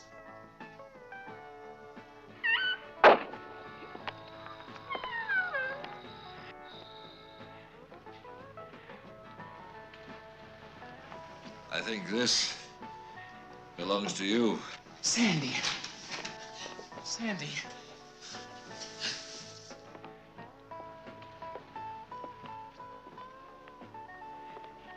She's gonna be all right. I found her out there in the woods running like a scared rabbit. Fred. My God, I saw it. It's horrible. You seen it? You seen the creature? Yeah, it was huge. That's how the bodies got in the shack. I'm gonna get you kids something to eat. You need some food in your stomachs. Thank you. You guys never been in combat. You don't know. I'm telling you, the enemy's out there right now. Killing people. You found the shack where it stores the bodies? Yeah. They were hanging on hooks. Like animals.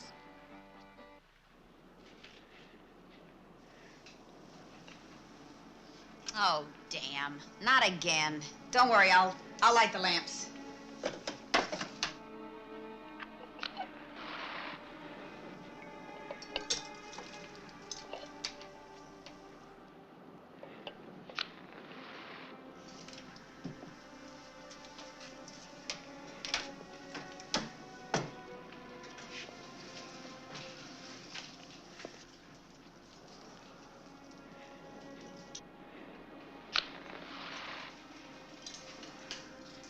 First step.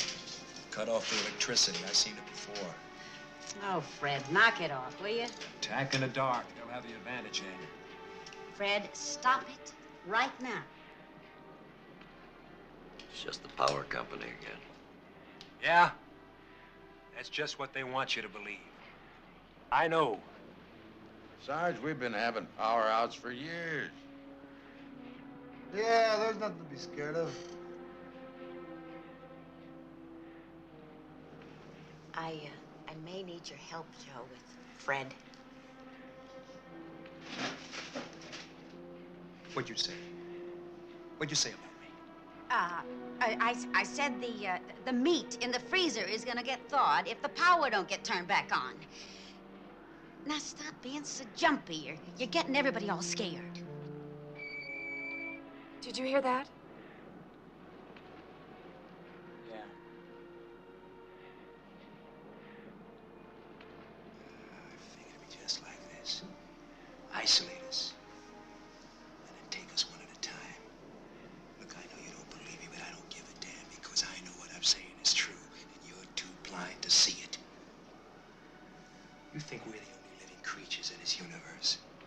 You think with all those stars out there, we're the only things that exist? Well, I got news for you. We ain't. We ain't alone. Supposing we ain't alone. Supposing there's a whole bunch of aliens, like you say, monsters. Supposing there's a whole bunch of spaceships parked in a parking lot right over the hill. Supposing it's all true, like you say. Then why in the hell ain't the CIA, the FBI, and your own army done something about it? Because they never do nothing about nothing.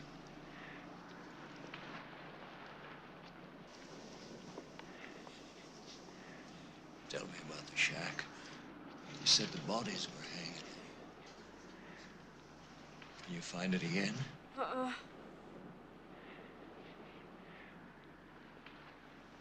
Aliens ain't human, you know. They could take human form. All right, Fred. All right, I ain't listening to no more. All right, you don't believe me. So I'm gonna go out there and find out. Scaring the women. Why don't you sit down? Sandy, what's the matter? I don't know. I feel something, a chill.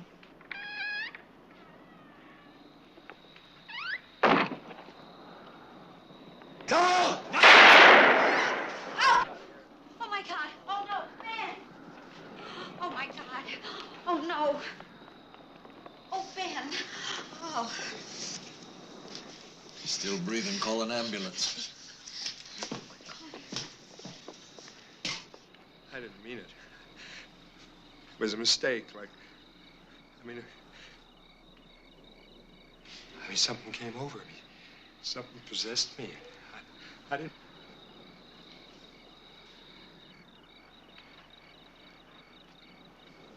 It's all your fault. It all started when you come in. Look, mister, I don't know what you're talking about. Yeah, that's when it started. After you came in. All the lights and the noise. Done enough for tonight, Sarge. Give me the gun. You stay out of this. You don't know what's going on here. You don't know what's in control here. The gun. Get out of my way, Taylor. I'm the only one that knows what's going on here. I'm the only one. I'm the only one who can protect us.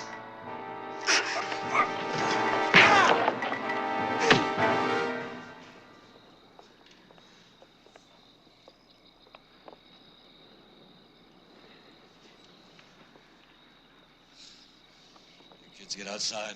Don't let him out of your sight. No! Keep him in here. Don't let him go, Taylor! Taylor! Don't let him go!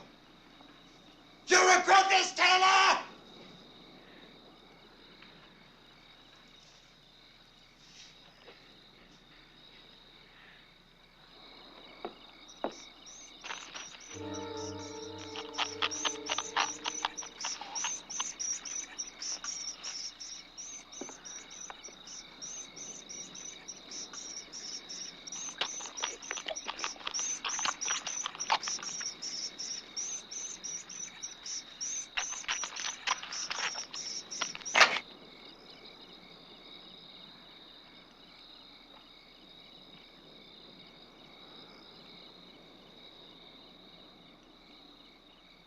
Come on with me. We're heading back to town to the nearest police station. Now don't argue with me. Come on. Greg, I don't think we should go with him. It's okay. Now, you ain't got a choice, young lady. Where's the shack? Like I said, it's back at the lake. Our two friends were hanging on a wall with three others, 3 men. You're gonna take me there. You're crazy. I don't want to go back there. Take it easy, Sandy. No, I don't want to go back there. We need the police. Now, before we can convince the police that we ain't as crazy as Sarge, this thing is gonna kill again. Now, get in the truck. He's right. Yeah, he's right. Come on.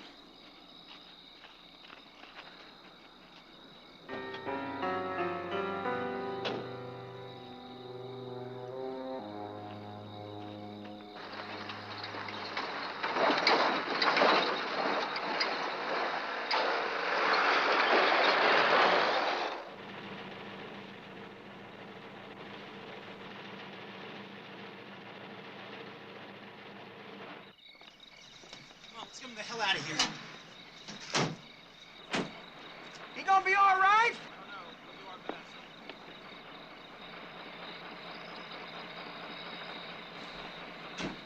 Better hope he ain't dead, Sarge. Chance. No help. No escape. Dobbs. Fred. Sergeant First Class. Serial number RA188 40644.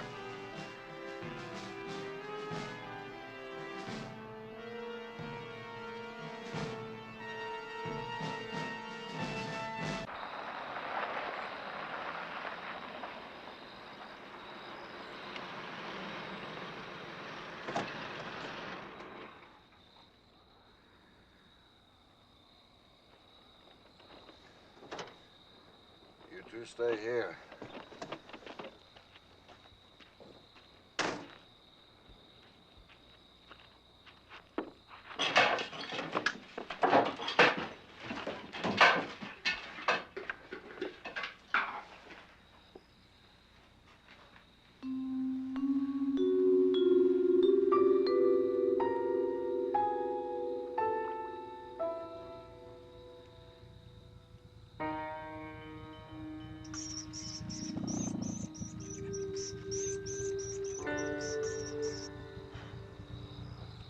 Greg, please, I don't want to go back there. We don't know who this guy is, and we don't know what he's going to do. I saw something in front of that bar I've never seen before, and I have no desire to see it again. Sandy Tom was my best friend. No, well, Beth was my best friend. What has that got to do with it? It means I've got to do something. Like what? They're both dead. We can't help them now. I don't know. By helping Taylor kill whatever it was that killed them. Don't give me that macho revenge, John Wayne stuff, huh? Then stay. I'm sorry, I can't.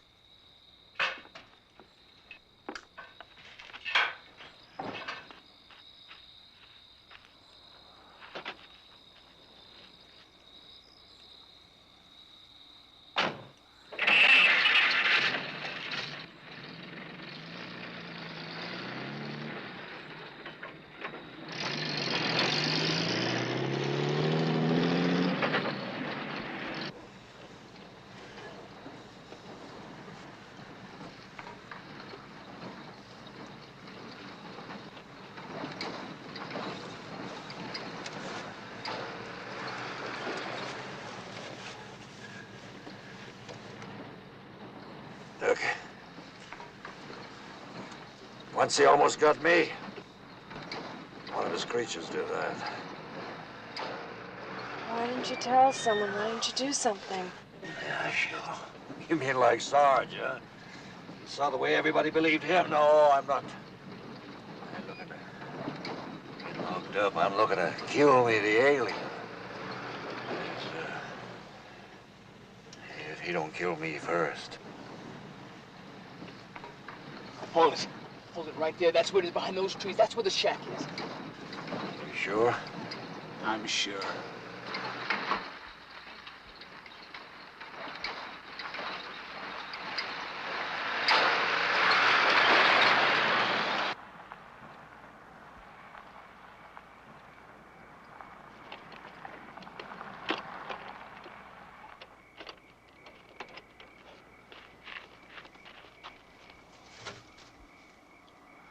Are you staying here?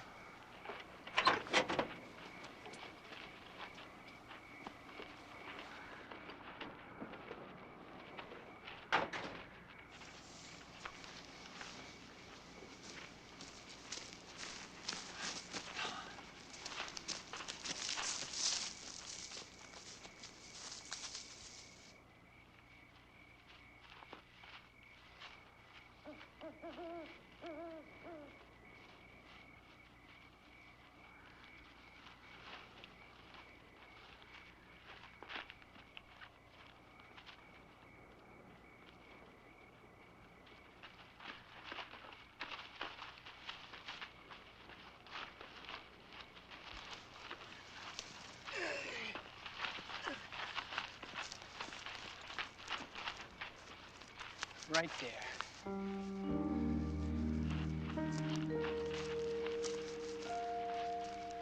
Is that it? Yeah. Yeah, be careful. There's a hole out there somewhere Sandy fell in. Sarge's been digging them all over the woods trying to catch this thing. You two wait here. I'm going up. Oh, wait a minute. You can't leave without any protection. Why don't you give us the gun?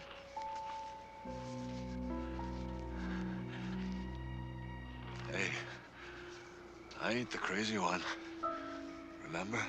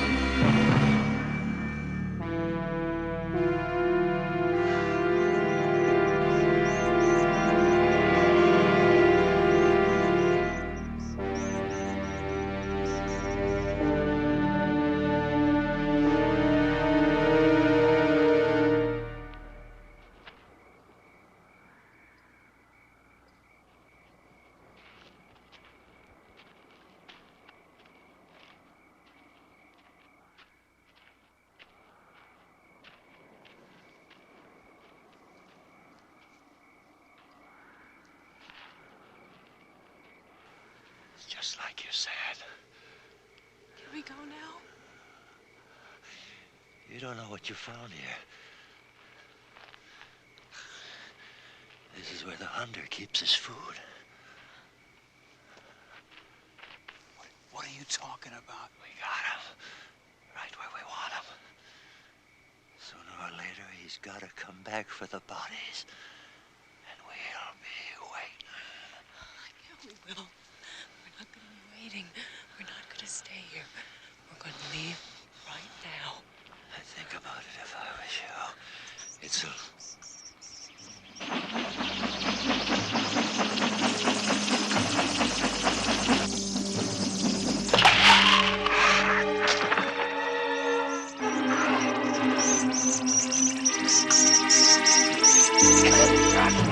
Take the light, go.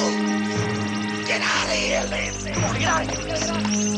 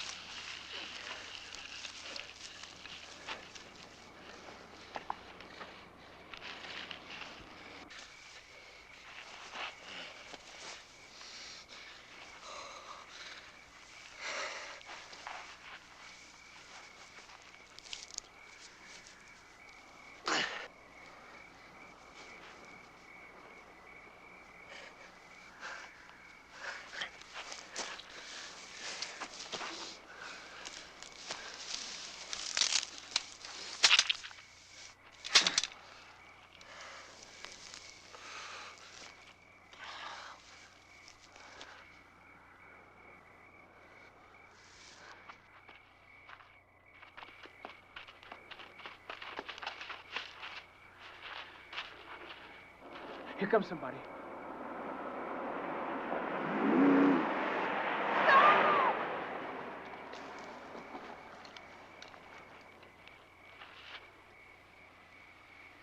Here goes another one. Don't worry, I'll stop this one.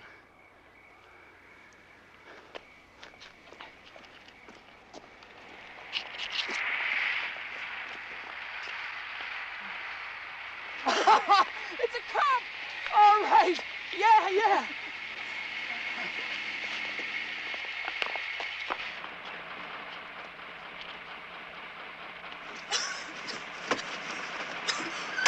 Thank God you're the police. Something's chasing us, some kind of creature. Here, they're out in the woods. Their bodies are in a shack. Look, we could take you to the shack with the bodies, but there's a man out there. He's still hurt. His name's Taylor. Look, he's from around here. Hey, we're headed the wrong way. Are we going to town, or what about Taylor?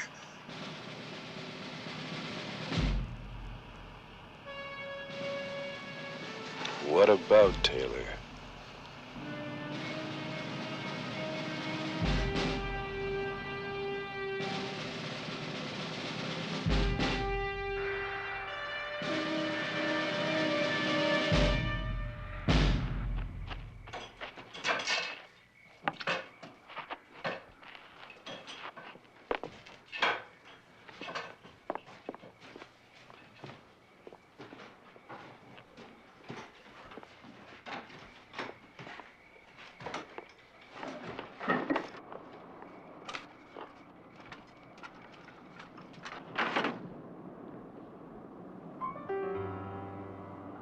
We're just out there with Taylor. He's been wounded by the alien. Now we gotta go back and get him, or he's not gonna make it. You want me to go back with you, is that right? Yes, please. The man is dying out there. You gotta believe us. Believe a POW, are you kidding? I'm a sergeant.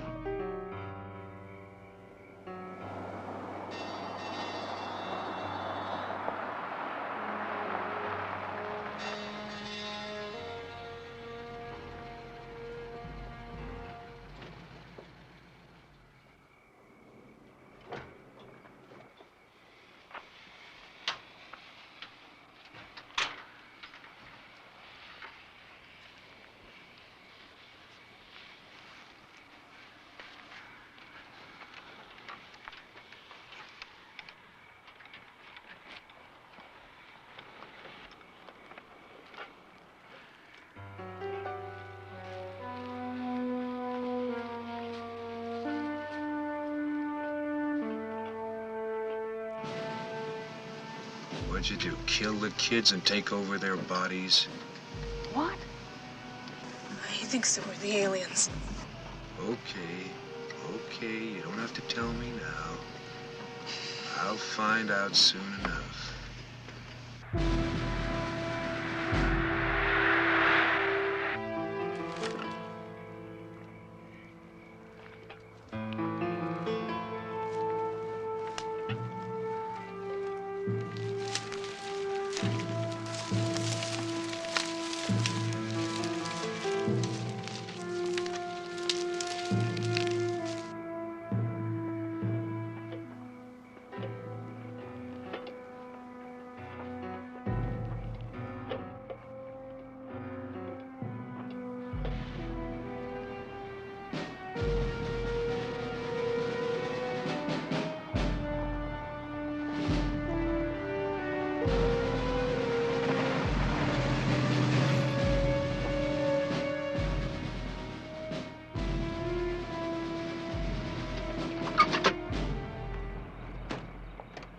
All right, get out. Over there. Come on.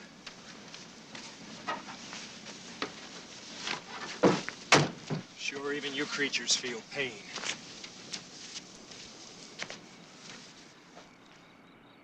All right, talk. I've seen experts make people talk. Real experts. Believe me. Please don't hurt us. Shut up! Sarge, put down the gun. I'll tell you everything, okay? putting down the gun. You tell me about the invasion force. Okay, I'll tell you. Where should I start? At the beginning. All right, I'll start at the beginning. Okay. Your Earth, your world it's divided into 7 regions. Each region is a part of the colonization directive, and each region reaches to the center of your planet, your Earth. Shall I draw it for you? Yeah. Your Earth, your world, is divided into 7 regions. Your America. We anticipate the most resistance here and a few other places.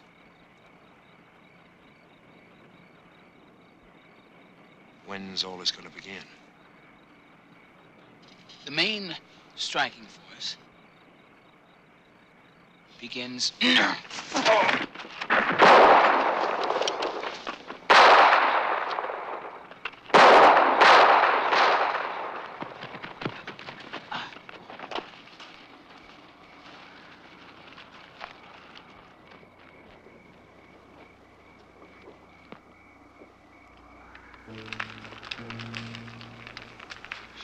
Come on, show yourself!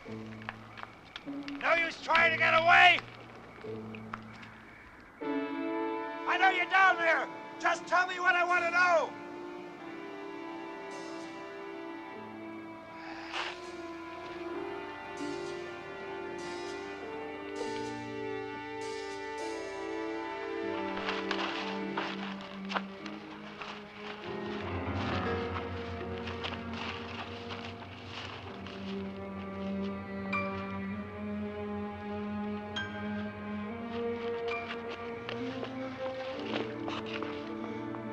Which way? I don't know.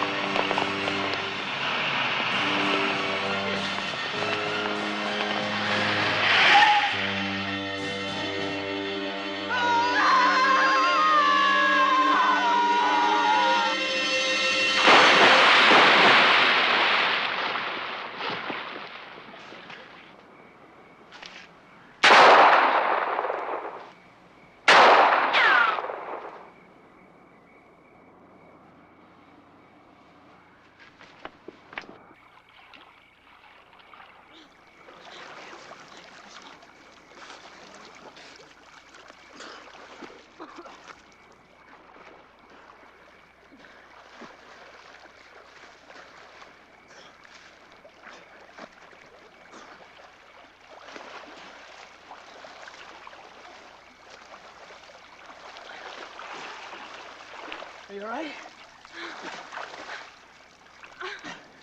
Oh, what's the matter? I sprained my ankle. Come on, we gotta get out of here. Okay. Easy.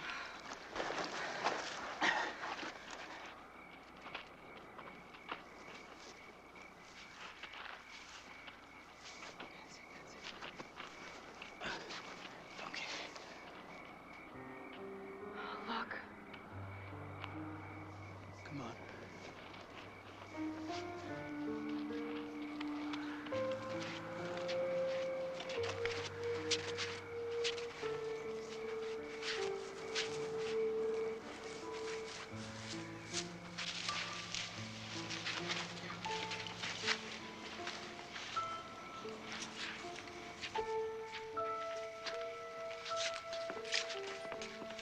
You think anybody's home? I don't know, but we're gonna find out.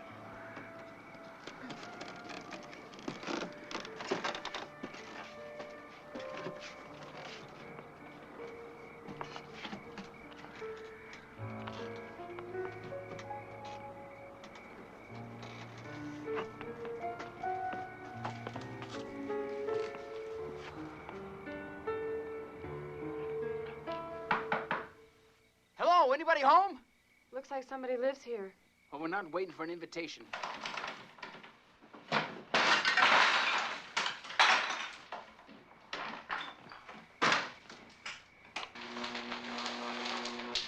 Oh, great.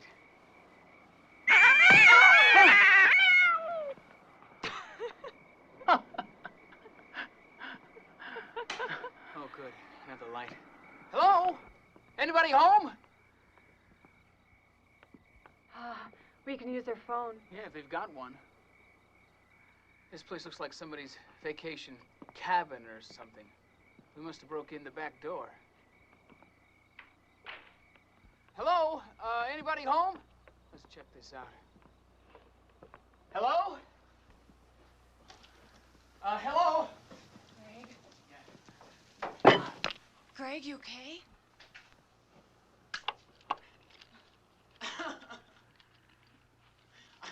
I found the light.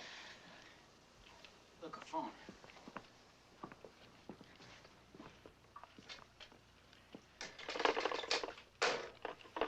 It's dead. Well, what are we gonna do? Well, no matter what, it's safer to stay inside than it is outside. Come on, let's check out the rest of this place. Here's another light. I'm great. Dead phone, no people, no nothing. Well, I am wet and freezing. I'm gonna check out this closet. Okay.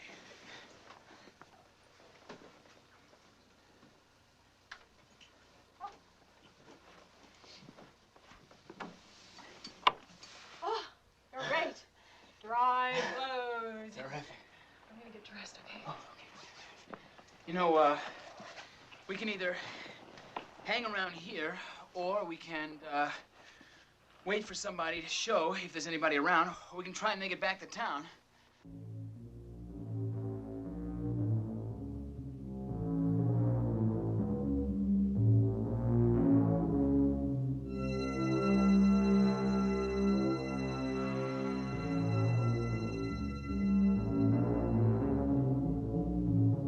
Okay, I'm ready. Great.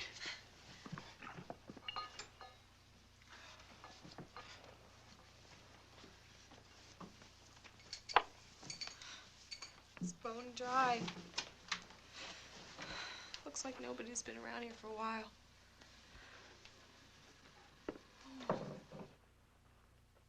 I used to have a music box like this.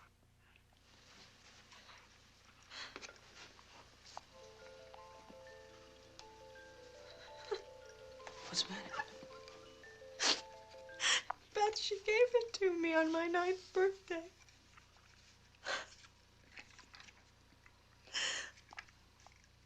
I'll never forget it because she was so excited about it.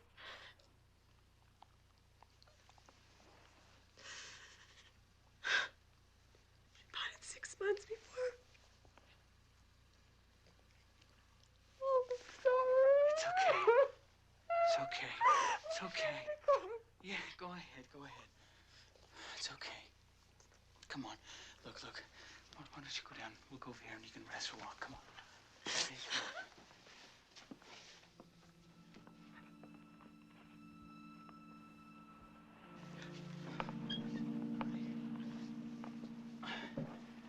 Don't worry about a thing. We won't leave till first light, all right?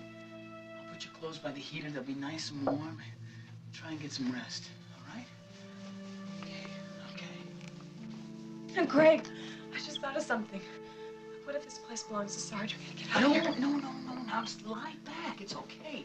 Now we're safer inside here than we would be outside, no matter what. Now don't worry about anything. Have a little faith in me, will you? I'll stand guard. Okay?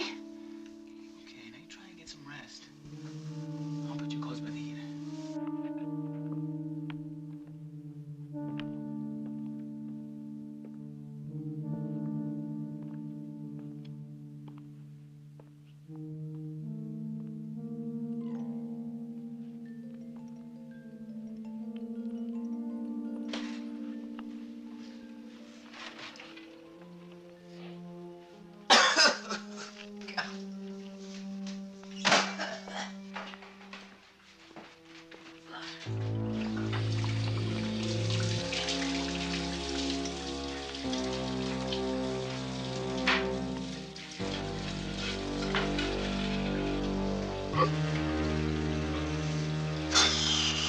10 to 12 cups of you should do.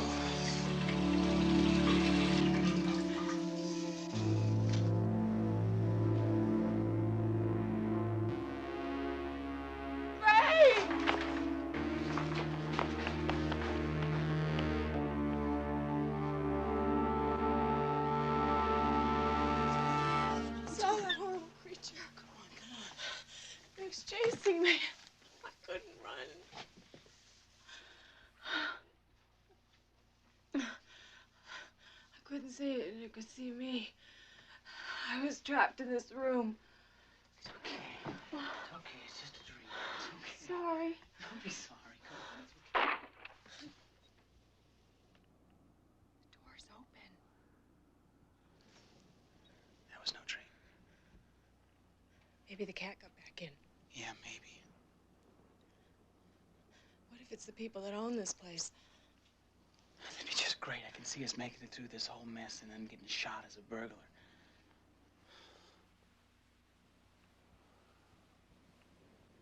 Look, I'm gonna go check it out. You stay here. Oh, no, you're not going to leave me here alone. Don't argue with me. Okay, okay. You lead. No. Yeah, that's what I thought. Come on. Is anybody there with friends? Hello? Hello?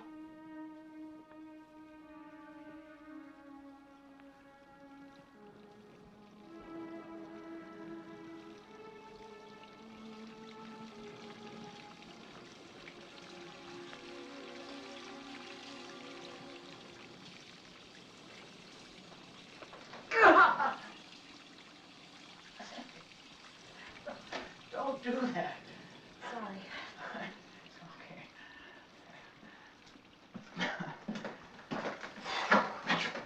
I think it must have been the wind.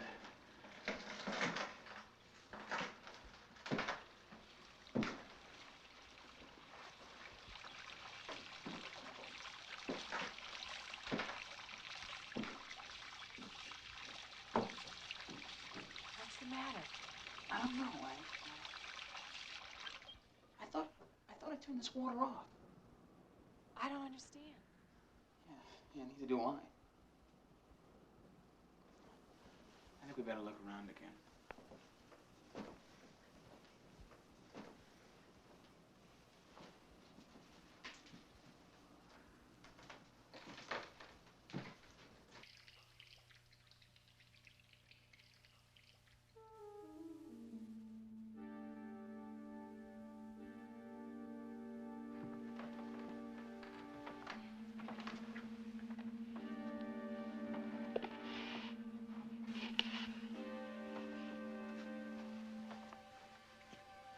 Didn't I turn that light out?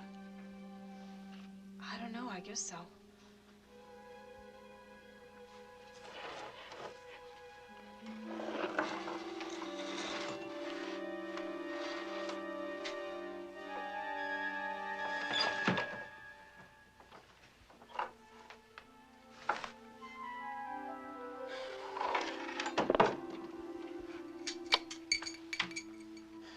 Am I getting paranoid or what?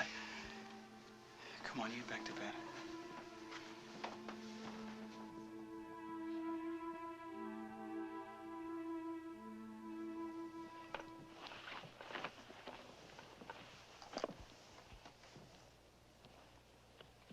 Now look, I got a pot of coffee going. I'm gonna drink it. I'm gonna stay awake. Don't worry. I'm gonna get you out of this.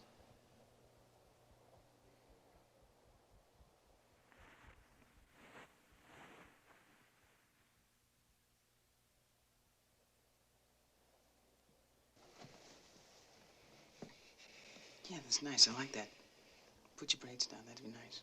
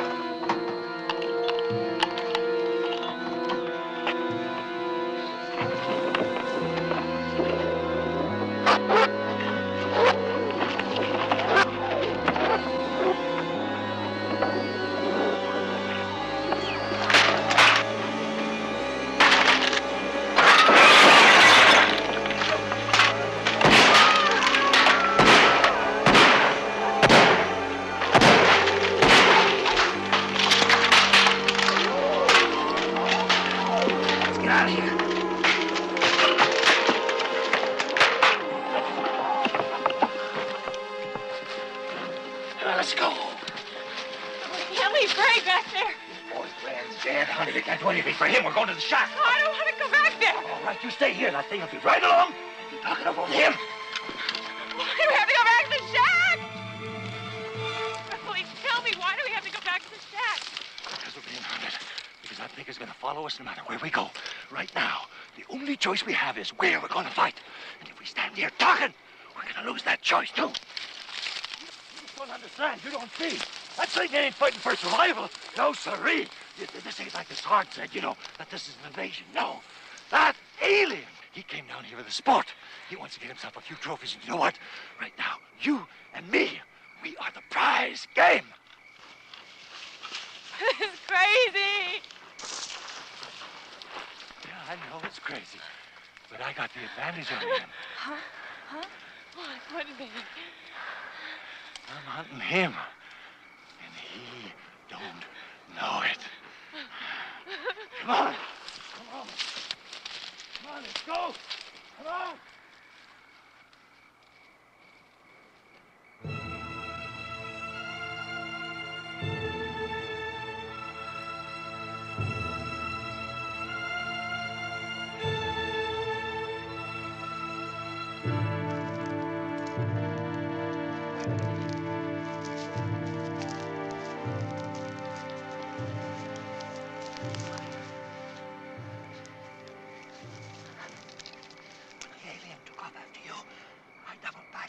This shack with enough dynamite to blow him halfway back to wherever he came from. Scope. It's by the door on the right side. Just hit it. Yeah. Let me have the gun. What makes you so sure that the alien's gonna come back here? Because a hunter always comes back for his game. He's got his catch stored in there. All I gotta do is hit this plunger. Yeah. And boom! Goodbye, alien. Don't be afraid. It's gonna work all right. Yeah. We gotta get you to our doctor, huh? Aliens don't need doctors. Over there.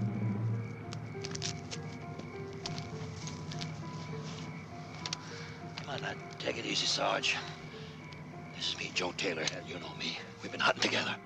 You can't fool me. You're not Joe Taylor. The Joe Taylor I know was a man. You took over his body. I hate to think what you aliens did to the real Joe Taylor. What? This is crazy, man. You know this guy. We're human, just like you. I did know him. He was a good friend. I lost a lot of friends in this jungle. Oh, now listen, Sarge. This ain't no jungle. This is the United States. You're home. You've come back home, Sarge. You're not going to convince me you're Joe Taylor. No chance. No help. No escape.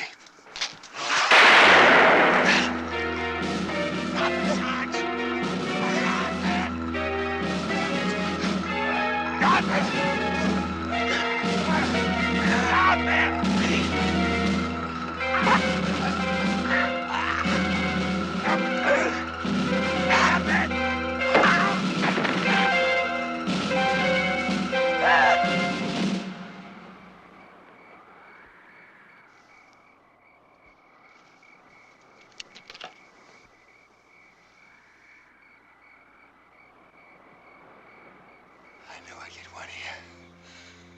I knew it.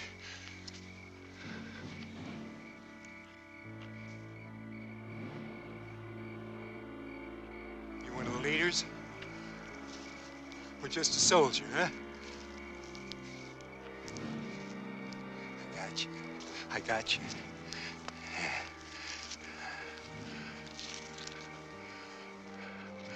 I knew I'd get you. I got you. It's gonna be all right.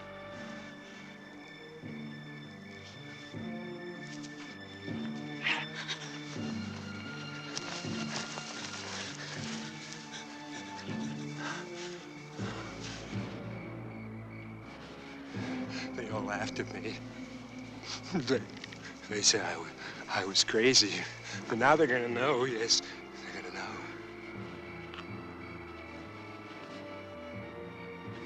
Keep going. A little closer to the shack, keep going. I'm gonna kill both of them. If I have to, yeah. I was very worried when you made me do that to the sheriff. But now it's gonna be all right. Yeah, they're gonna thank me. I knew what was going on around here. I knew.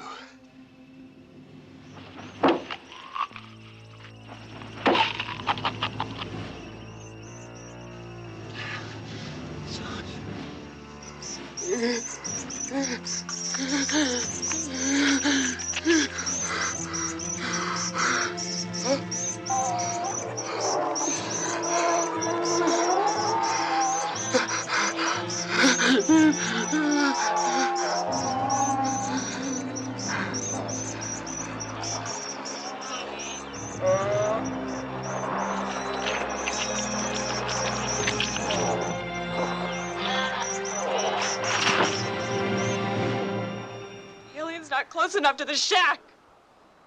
Here, shoot him. That's not gonna do any good. You gotta try.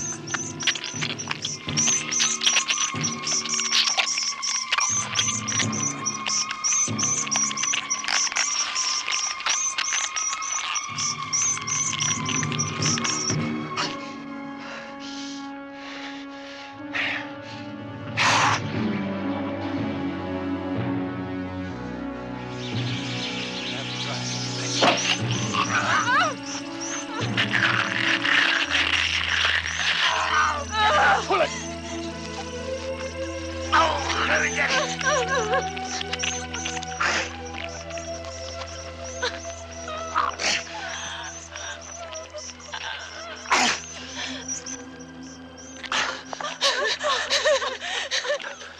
It's up to you now. When I get that alien to the shack, you push the plunger. Alien! Alien! Alien! Come on!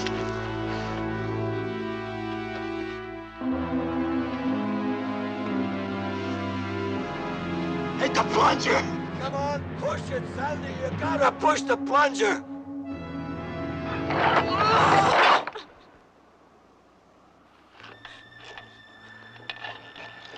The water. Sandy.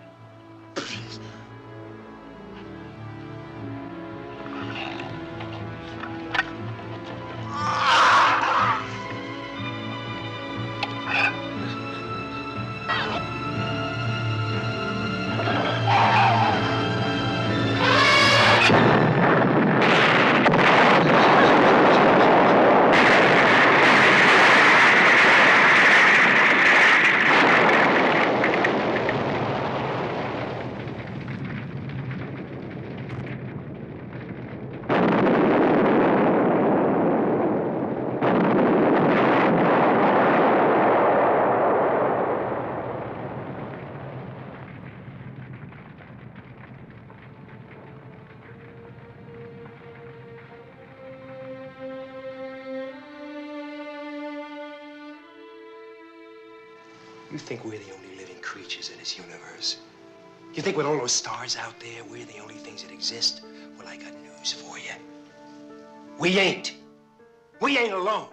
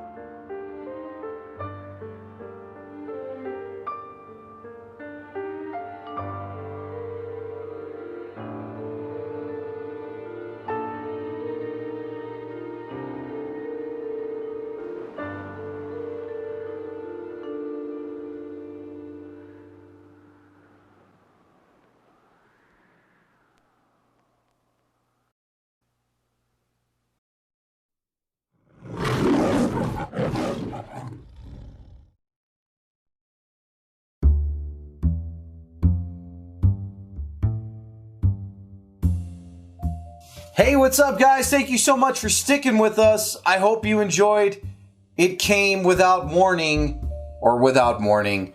Now, I feel like those little suckers they threw were more like floppy pancakes from IHOP. Floppy pancakes are like they kind of remind me of like weird shaped starfish. Yeah, and they just fly. He was the disc throwing alien. He must have been really good at frisbee. He was the golf frisbee champion of his planet. Yeah. And he just came to Earth to try some alien golf frisbee. You ever What played? a game! What a game! You ever played that old Roosevelt Park, old golf frisbee? I've seen it. I I haven't don't played understand it, but I've seen it. It always reminded me of guys in the 70s who listened to Journey and drove vans with mullets. Yeah, and the short shorts. Yeah, and played like, I got a special frisbee for this one. Like, how, what are you talking about? A frisbee's a frisbee. No, this one weighs like an extra half ounce. Perfectly weighted all around. The Yeah. circumference and the- See this black one? This is one. Whip it at this right angle, it'll go all the way over there. Yeah, and I'm like, what the hell? Like, come on, fucking. So this alien basically liked to play frisbee golf with humans. Yep. Yeah, that's what it really boiled down to. Jack Palance, man, delivers them lines like no other. You know it's a Jack Palance movie when he's delivering the lines. It's amazing. I love Jack Palance. So everybody, almost everybody died in this film. And the teenagers in the van, the Scooby-Doo van, they all died. Well, most of them did as well. So, not bad film. I hope you enjoyed it. But up next, guys, it's time for our mail segment. As Sam is going to read our mail, and I'm going to actually go see why the dogs are barking outside, because there's a melee going on out there. So I'll be back. I hope you enjoy the mail segment with Sam.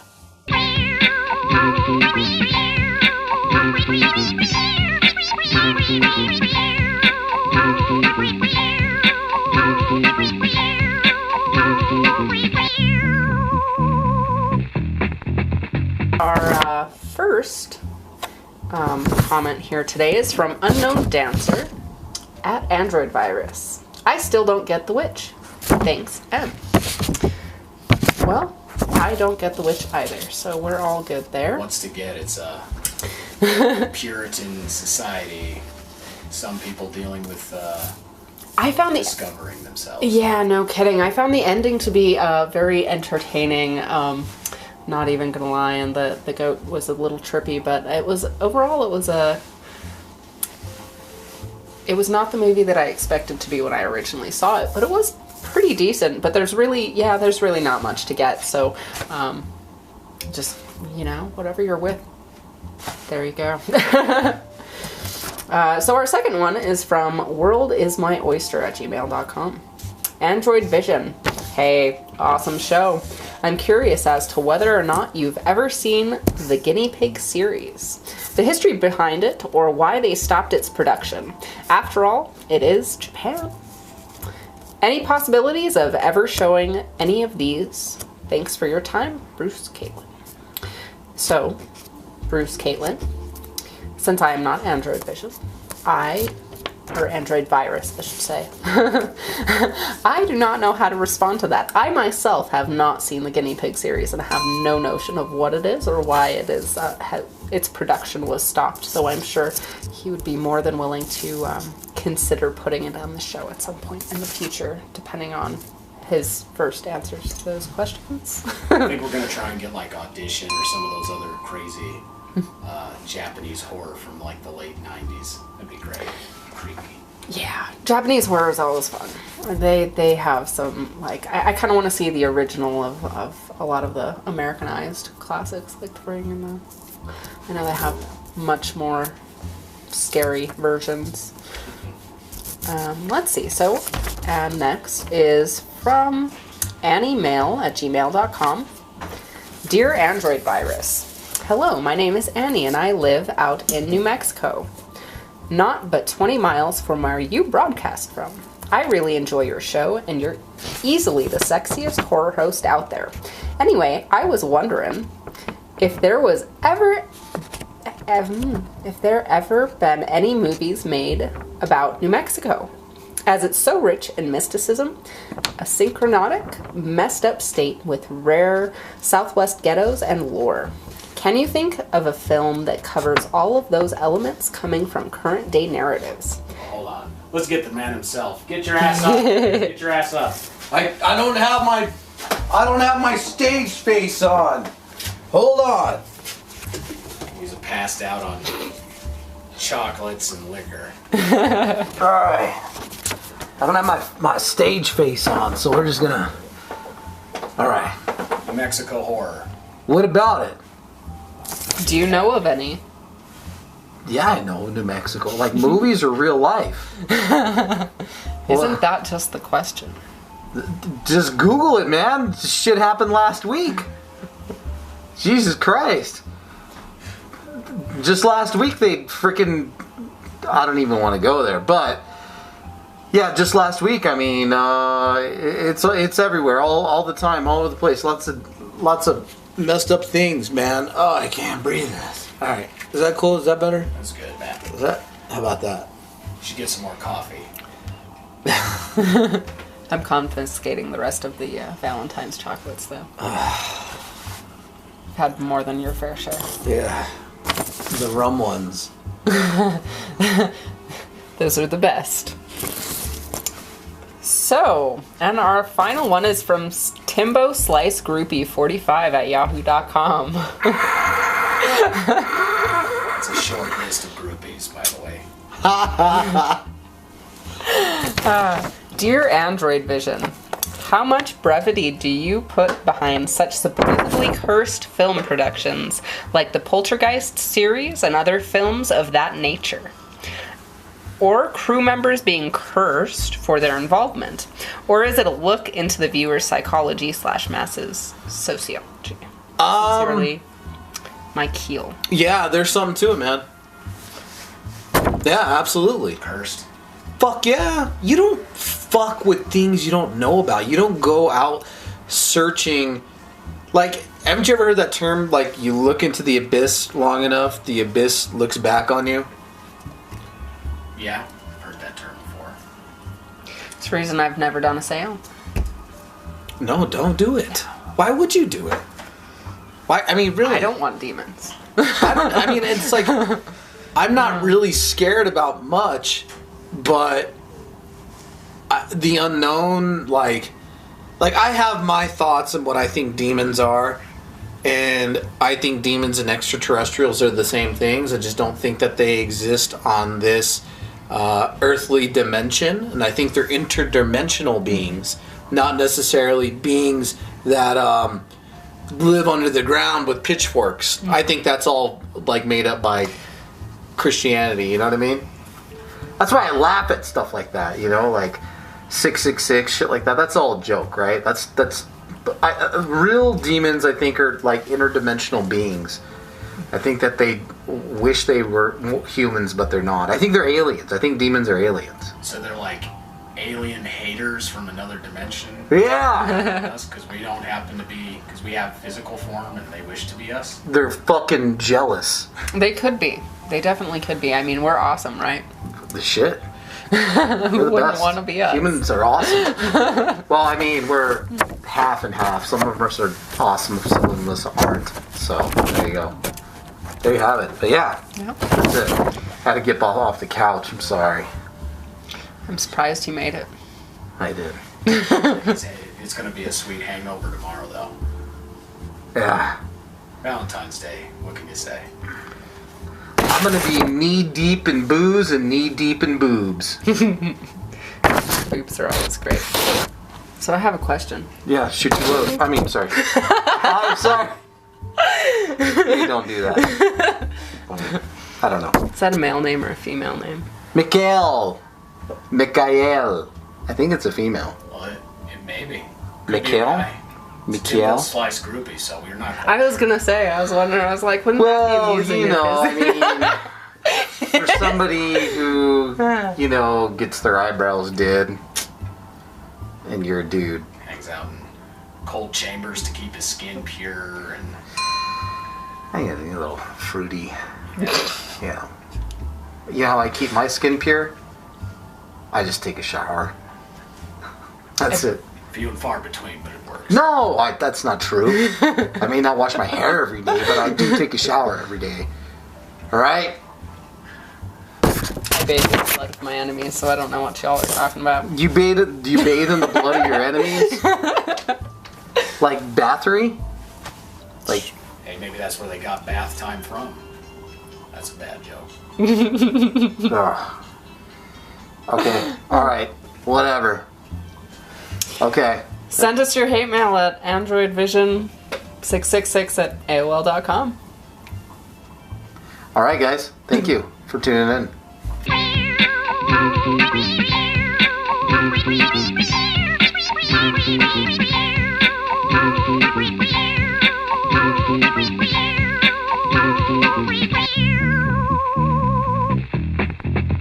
Hey, what's up, guys? I hope you enjoyed that mail segment with Sam.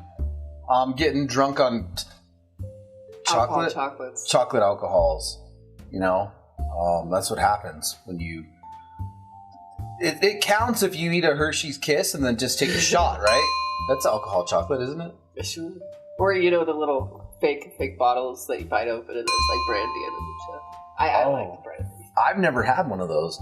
I thought alcohol chocolate was just you buy chocolate from the store and you eat a piece and you take a shot. I apologize. I totally thought you were getting drunk on my stash of alcohol chocolates. Apparently, he was just taking it straight from the bottle. Yeah, no, well, I got myself a nice heart box, one of those cheap chocolate heart boxes, and then just got some miniatures. Yeah, you really need alcohol with those cheap chocolate heart boxes. Yeah, you know, I mean, who doesn't like somebody throwing up what it looks like just a bunch of mud?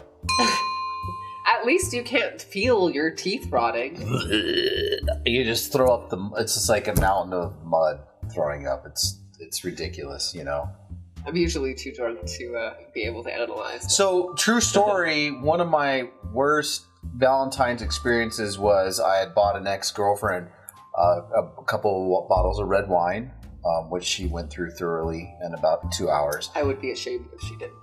Yeah, but you know, she polished it off with some ice cream. Oh God! Like a half gallon. Oh God! So okay, let's just lay back, you and me, real quick, just like this, okay? You're sleeping right there. I'm sleeping right here. Let's just picture this, right? I'm in bed. You're in bed. We're just laying down, and then from this end, I hear gurgle, gurgle, gurgle. And I open up my eye, right? And I look, and I'm like, no. And it's like, right? All over me, all over the bed. And this is about 2 a.m. And I'm like, are you fucking kidding me? Curdled ice cream with red wine. Oh. A nice, lovely combination. Very few, White Russians.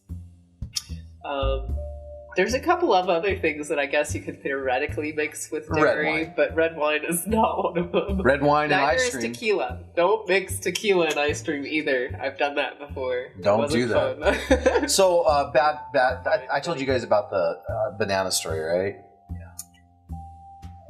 I'm in the dark about this one, apparently. Haven't I said this in the show before, the banana story? Okay, well, we'll tell you later. Oh, okay. But at that same place, they were going around playing the Ghostbuster song while a gentleman wearing an exterminator's backpack, you know, the one that you squirt, you know, full of tequila. Open your mouth! Shooting everybody in the mouth. You know, I'm like, whoa! Getting wasted. Hey. It's probably heavily watered down tequila, but still. I think it would have to be, or at least I'll be dead. For a 16-year-old, doesn't matter. I know. Yeah, so I almost got laid that night by two 30-somethings. Cougars. Yes, I was. It was amazing until my sisters said, "Hey, no, you have to stay," and they were going to take me to their hotel with them. Now, is that technically called a post block instead of a cock block? It was a something block. We do have that ability, but they blocked me from experiencing. But you know what? I think I really think back of that. If I would have had a threesome at 16 years old with two 30-something-year-old chicks, every other sexual experience of your life would have been unsatisfactory. Exactly. It's like, as Pink Floyd said, you touched the sun too soon. Yeah. Yes, I would have touched the sun too soon, and that would have been it. You know, it's like what old Jake Roberts said. He goes, "You go on the road, you have a threesome, you have a foursome, Two at a time with toys. two at a time with toys, and then you go home to your wife, and you're just like, Can't even get hardcore, man. can't even do it." It's like, Jesus Christ. Your wife's just not kinky enough then. Yeah, exactly. Exactly. I mean, bring a have her dress up as a nun. no. Or something like that. Maybe have her bring a friend in the bedroom. I mean, that works always. Spurs, you know. I've always told people, like, I think Viagra is a fucking huge joke because, look, if a guy can't get hard, that means he's not turned on by the chick anymore, in my opinion, right? But I guarantee if you brought another chick in the room who was attractive to that gentleman, he would definitely be responsive to that. So I think Viagra is bullshit. Well, there goes our next sponsor. Thanks a lot. Yeah, sorry, Viagra. Bang, no Viagra's watching this show. This show is brought to you by, though, theintestinalfortitude.com. Also, we do have a new sponsor. I don't know if you know about that. Oh no. Yes, metalworldradio.com. Maybe you want to go this way instead of, Which way? Instead of backwards, shall we? metalworldradio.com. That's our new sponsor as well. Thank you so much, guys, for sponsoring us. Metal World Radio is a big fan of us, and we are a big fan of you. So, thank you, Metal World Radio. No, sorry. What'd you say? I said I should have a flag. A flag. I got buttons from Metal World Radio, actually. They sent me some. I'll give you some. You can put it on your jacket. Boy Scouts. If you're looking for another one of your Boy Scout patches on your fucking vest. Hey, don't get mad because don't get mad that you can't be a part of the elite. Just because you flunked out. Don't get mad Joe because Boxer couldn't tie knots either. Okay. Okay, don't get mad that you can't be a part of the elite that deserves to wear this vest. Okay? Don't be mad, all right? Maybe I've tried to school you, you have no interest in it, and that's fine. You don't have to have interest in it. But don't hate because you can't be a part of this. If it's any consolation, I flunked out of Girl Scouts. I just wasn't wholesome enough. If it's any consolation, I flunked out of catechism for turning Jesus into werewolf on the pictures. So there you have it. I must applaud you for that one. Oh, that's great.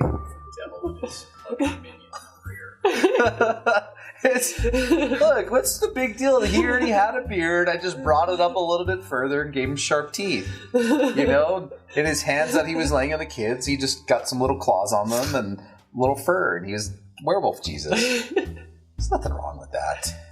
Stuff of my imagination, those fucks. Good lord. Fuck the Vatican. All right, guys, thank you so much for tuning in tonight.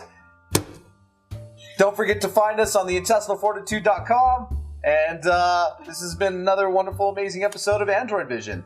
We will see you guys next month in March for some more amazing schlock-filmed features. Good night. Peace. Suckers.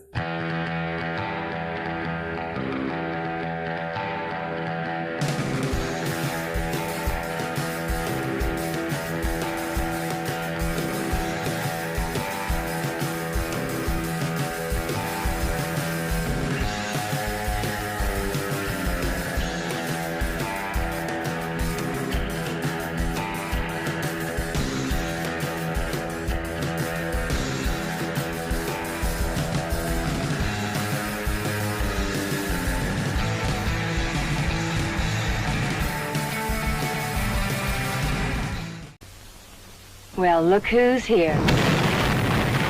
London! He comes from beyond time. Welcome to Android Vision. When Satan goes wild. Can't say enough about this film. It is a real fucking shitty goddamn film. Too bad about the dead cheerleader in the second floor, John. If it burns, yeah, you should see a doctor. Or if it stinks. This is an asylum for the incurably insane. Yeah, exactly.